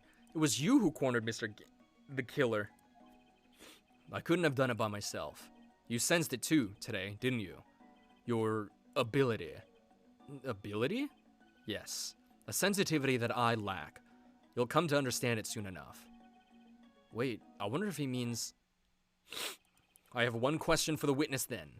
You say you saw the moment the defendant hit the victim. Is this true? Of course it's true. What was that, Mr. Wright? You'll have to find the answer to that question yourself. The answer... Right. Today was full of questions without answers. Most of them about Mr. Gavin. What possible reason could he have had to commit murder? Perhaps you'll learn that in the days to come. Huh? Wait. You don't know, do you? This locket is the key. Huh? Oh, that reminds me. I met the girl whose picture is in your locket. Trucy, your daughter, right? That's right. The flashbacks are a little much because they're like, it's all stuff that I've already like read, obviously, because they're flashbacks. But definitely just like a lot, like way too much of the scene. Like they could flashback to like a couple lines, but they don't. They flashback to the entire fucking courtroom case. You know, you were right about this locket. Well, I took this off his neck the night he died. But it looks like our dear Russian scam artist saw me. So the truth is, this locket really did belong to him. Wait, but that's perjury. You testified. You said that locket was yours. I said no such thing, actually. I merely said that it was a locket with my daughter's picture inside. A subtle distinction, but a distinction nonetheless. And it's the truth. Wait, but then why?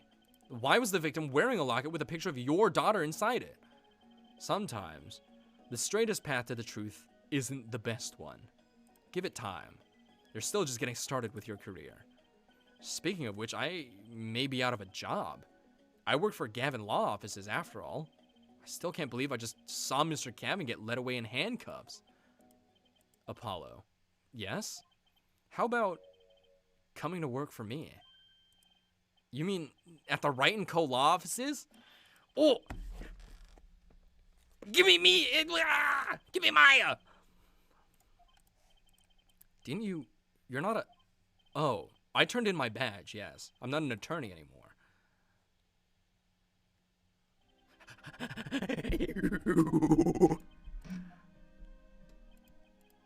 And at the middle of it all was one man. Phoenix Wright. Please give me Maya!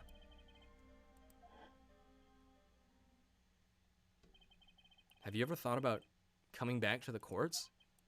I'm not qualified to stand in a court of law, I'm afraid. Didn't you notice in today's trial? There was a single piece of forged evidence. Forged evidence? What are you talking about? I'm talking about evidence that shouldn't have existed. A naughty magician's trick. Just seemed, well, too perfect. I'll bet this was the forged evidence. Boink, boink. Boink. You mean this, don't you? I got this from your daughter, Mr. Wright. Yes. That card couldn't have been found at the crime scene. Why? Because the killer took it with him when he left. Leaving the wrong card in its place. Luckily for us. The court can't accept this evidence as a fraud. I knew there was going to be a flashback.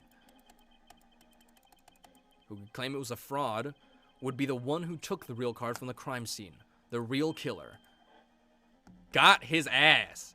My verdict was already handed down 7 years ago. Then you really...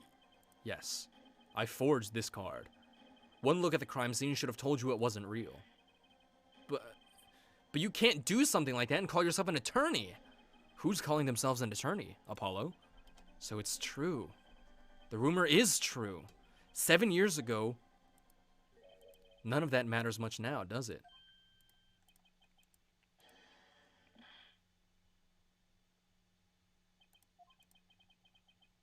I punched him. It's your story from here on out, Apollo. Perhaps I can help you turn the next page. My office's address. Drop in if you'd like. Mr. Wright. Oh, about your uppercut. Try yelling, "Take that," next time. I find it packs a little more punch. And Apollo, thanks for today. I had a good time. Give me Maya. Give me Maya. I want to see Maya. Give me Maya. I want to see Pearl. Give me Pearl. And at the time, I had no idea they were all related. Every mystery that day connected by a single thread of logic. I'd find that out soon enough. My name is Apollo Justice, attorney at law, and this is how my story begins.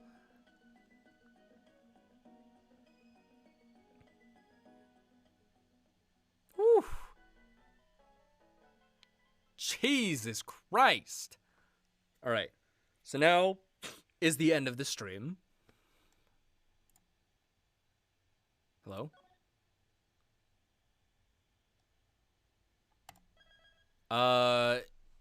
Each game, I would say, is like 5 or 6 cases, I think. Okay, don't get your hopes up about the girls. Can I get my hopes up about, Edgeworth and Gumshoe? 4 to 5, yeah. So each game is about 4 to 5 cases each. I think like 6 or 7 tops, because I think one of the 3DS ones, Dual Destinies or Spirit of Justice, I think has like 7 cases, including the DLC. So maybe that. But the cases themselves can be super long. Gumshoe sorta? What do you mean? I love Gumshoe with my entire being.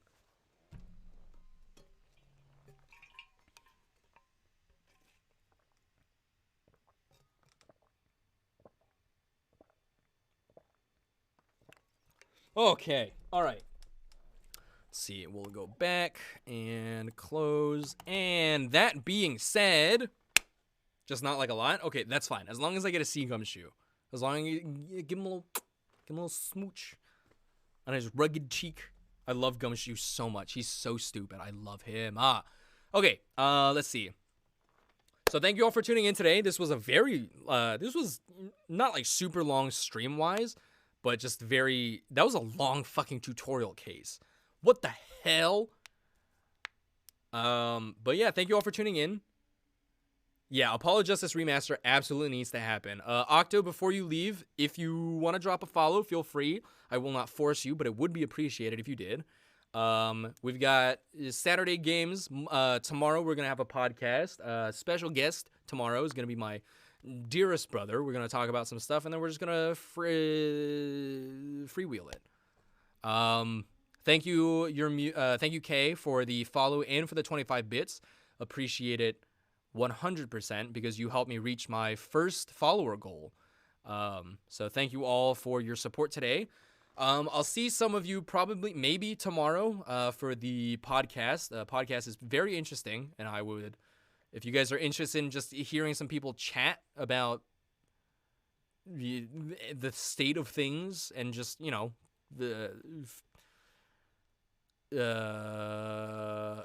I keep forgetting that fucking word where it just means that like you guys are just like shooting the shit, no like set like structure or anything. You're just like free something. Free wheel? The term that comes to mind is free ball. But like that's when you're not wearing underwear and have testicles. That's not what I'm trying to say. Anyway, we're going to be talking. We're going to start by talking about, one topic, and then we're freestyle, yes! We're just going to freestyle it. Fuck. I don't know. Why is that term so hard for me to remember? Okay, but we're going to start off on one topic. We're going to start talking about death penalty, the repercussions of that, whether or not it should still be permissible or allowed or abided by. And then we're just, after we, finish that discussion, or wherever we go from that discussion, we're just going to kind of freestyle and just let the conversation go wherever it takes us. So thank you all for tuning in today. Appreciate the support, and hopefully I'll see you guys tomorrow as well. Monday we'll be back, maybe 6 p.m., maybe a little bit earlier. I'm gonna try and play around with my time on Monday, because especially now that it's Ace Attorney, it's gonna be a lot longer streams, and I don't want to dip into the apartment complex's quiet hours. So Monday we'll fuck around with it a little bit, and we'll see how everything goes. But thank you all for tuning in. I appreciate your support as always. Thank you for the new follows. Thank you for the new viewers. And I will see you all tomorrow at 2 p.m. for a discussion on the legality of the death penalty in California, in the U.S., I think, as a whole. We're just going to talk about the death penalty in general. Fuck countries. We're just going to talk about it as a whole. But thank you all for tuning in. Thank you, Kay, for the bits and for the follow. Thank you, Cam, for the resub. And Octo, if you want to drop a follow, please feel free. You're not obligated to, but I would appreciate it. And Xana, thank you for tuning in as well. I will see you all tomorrow.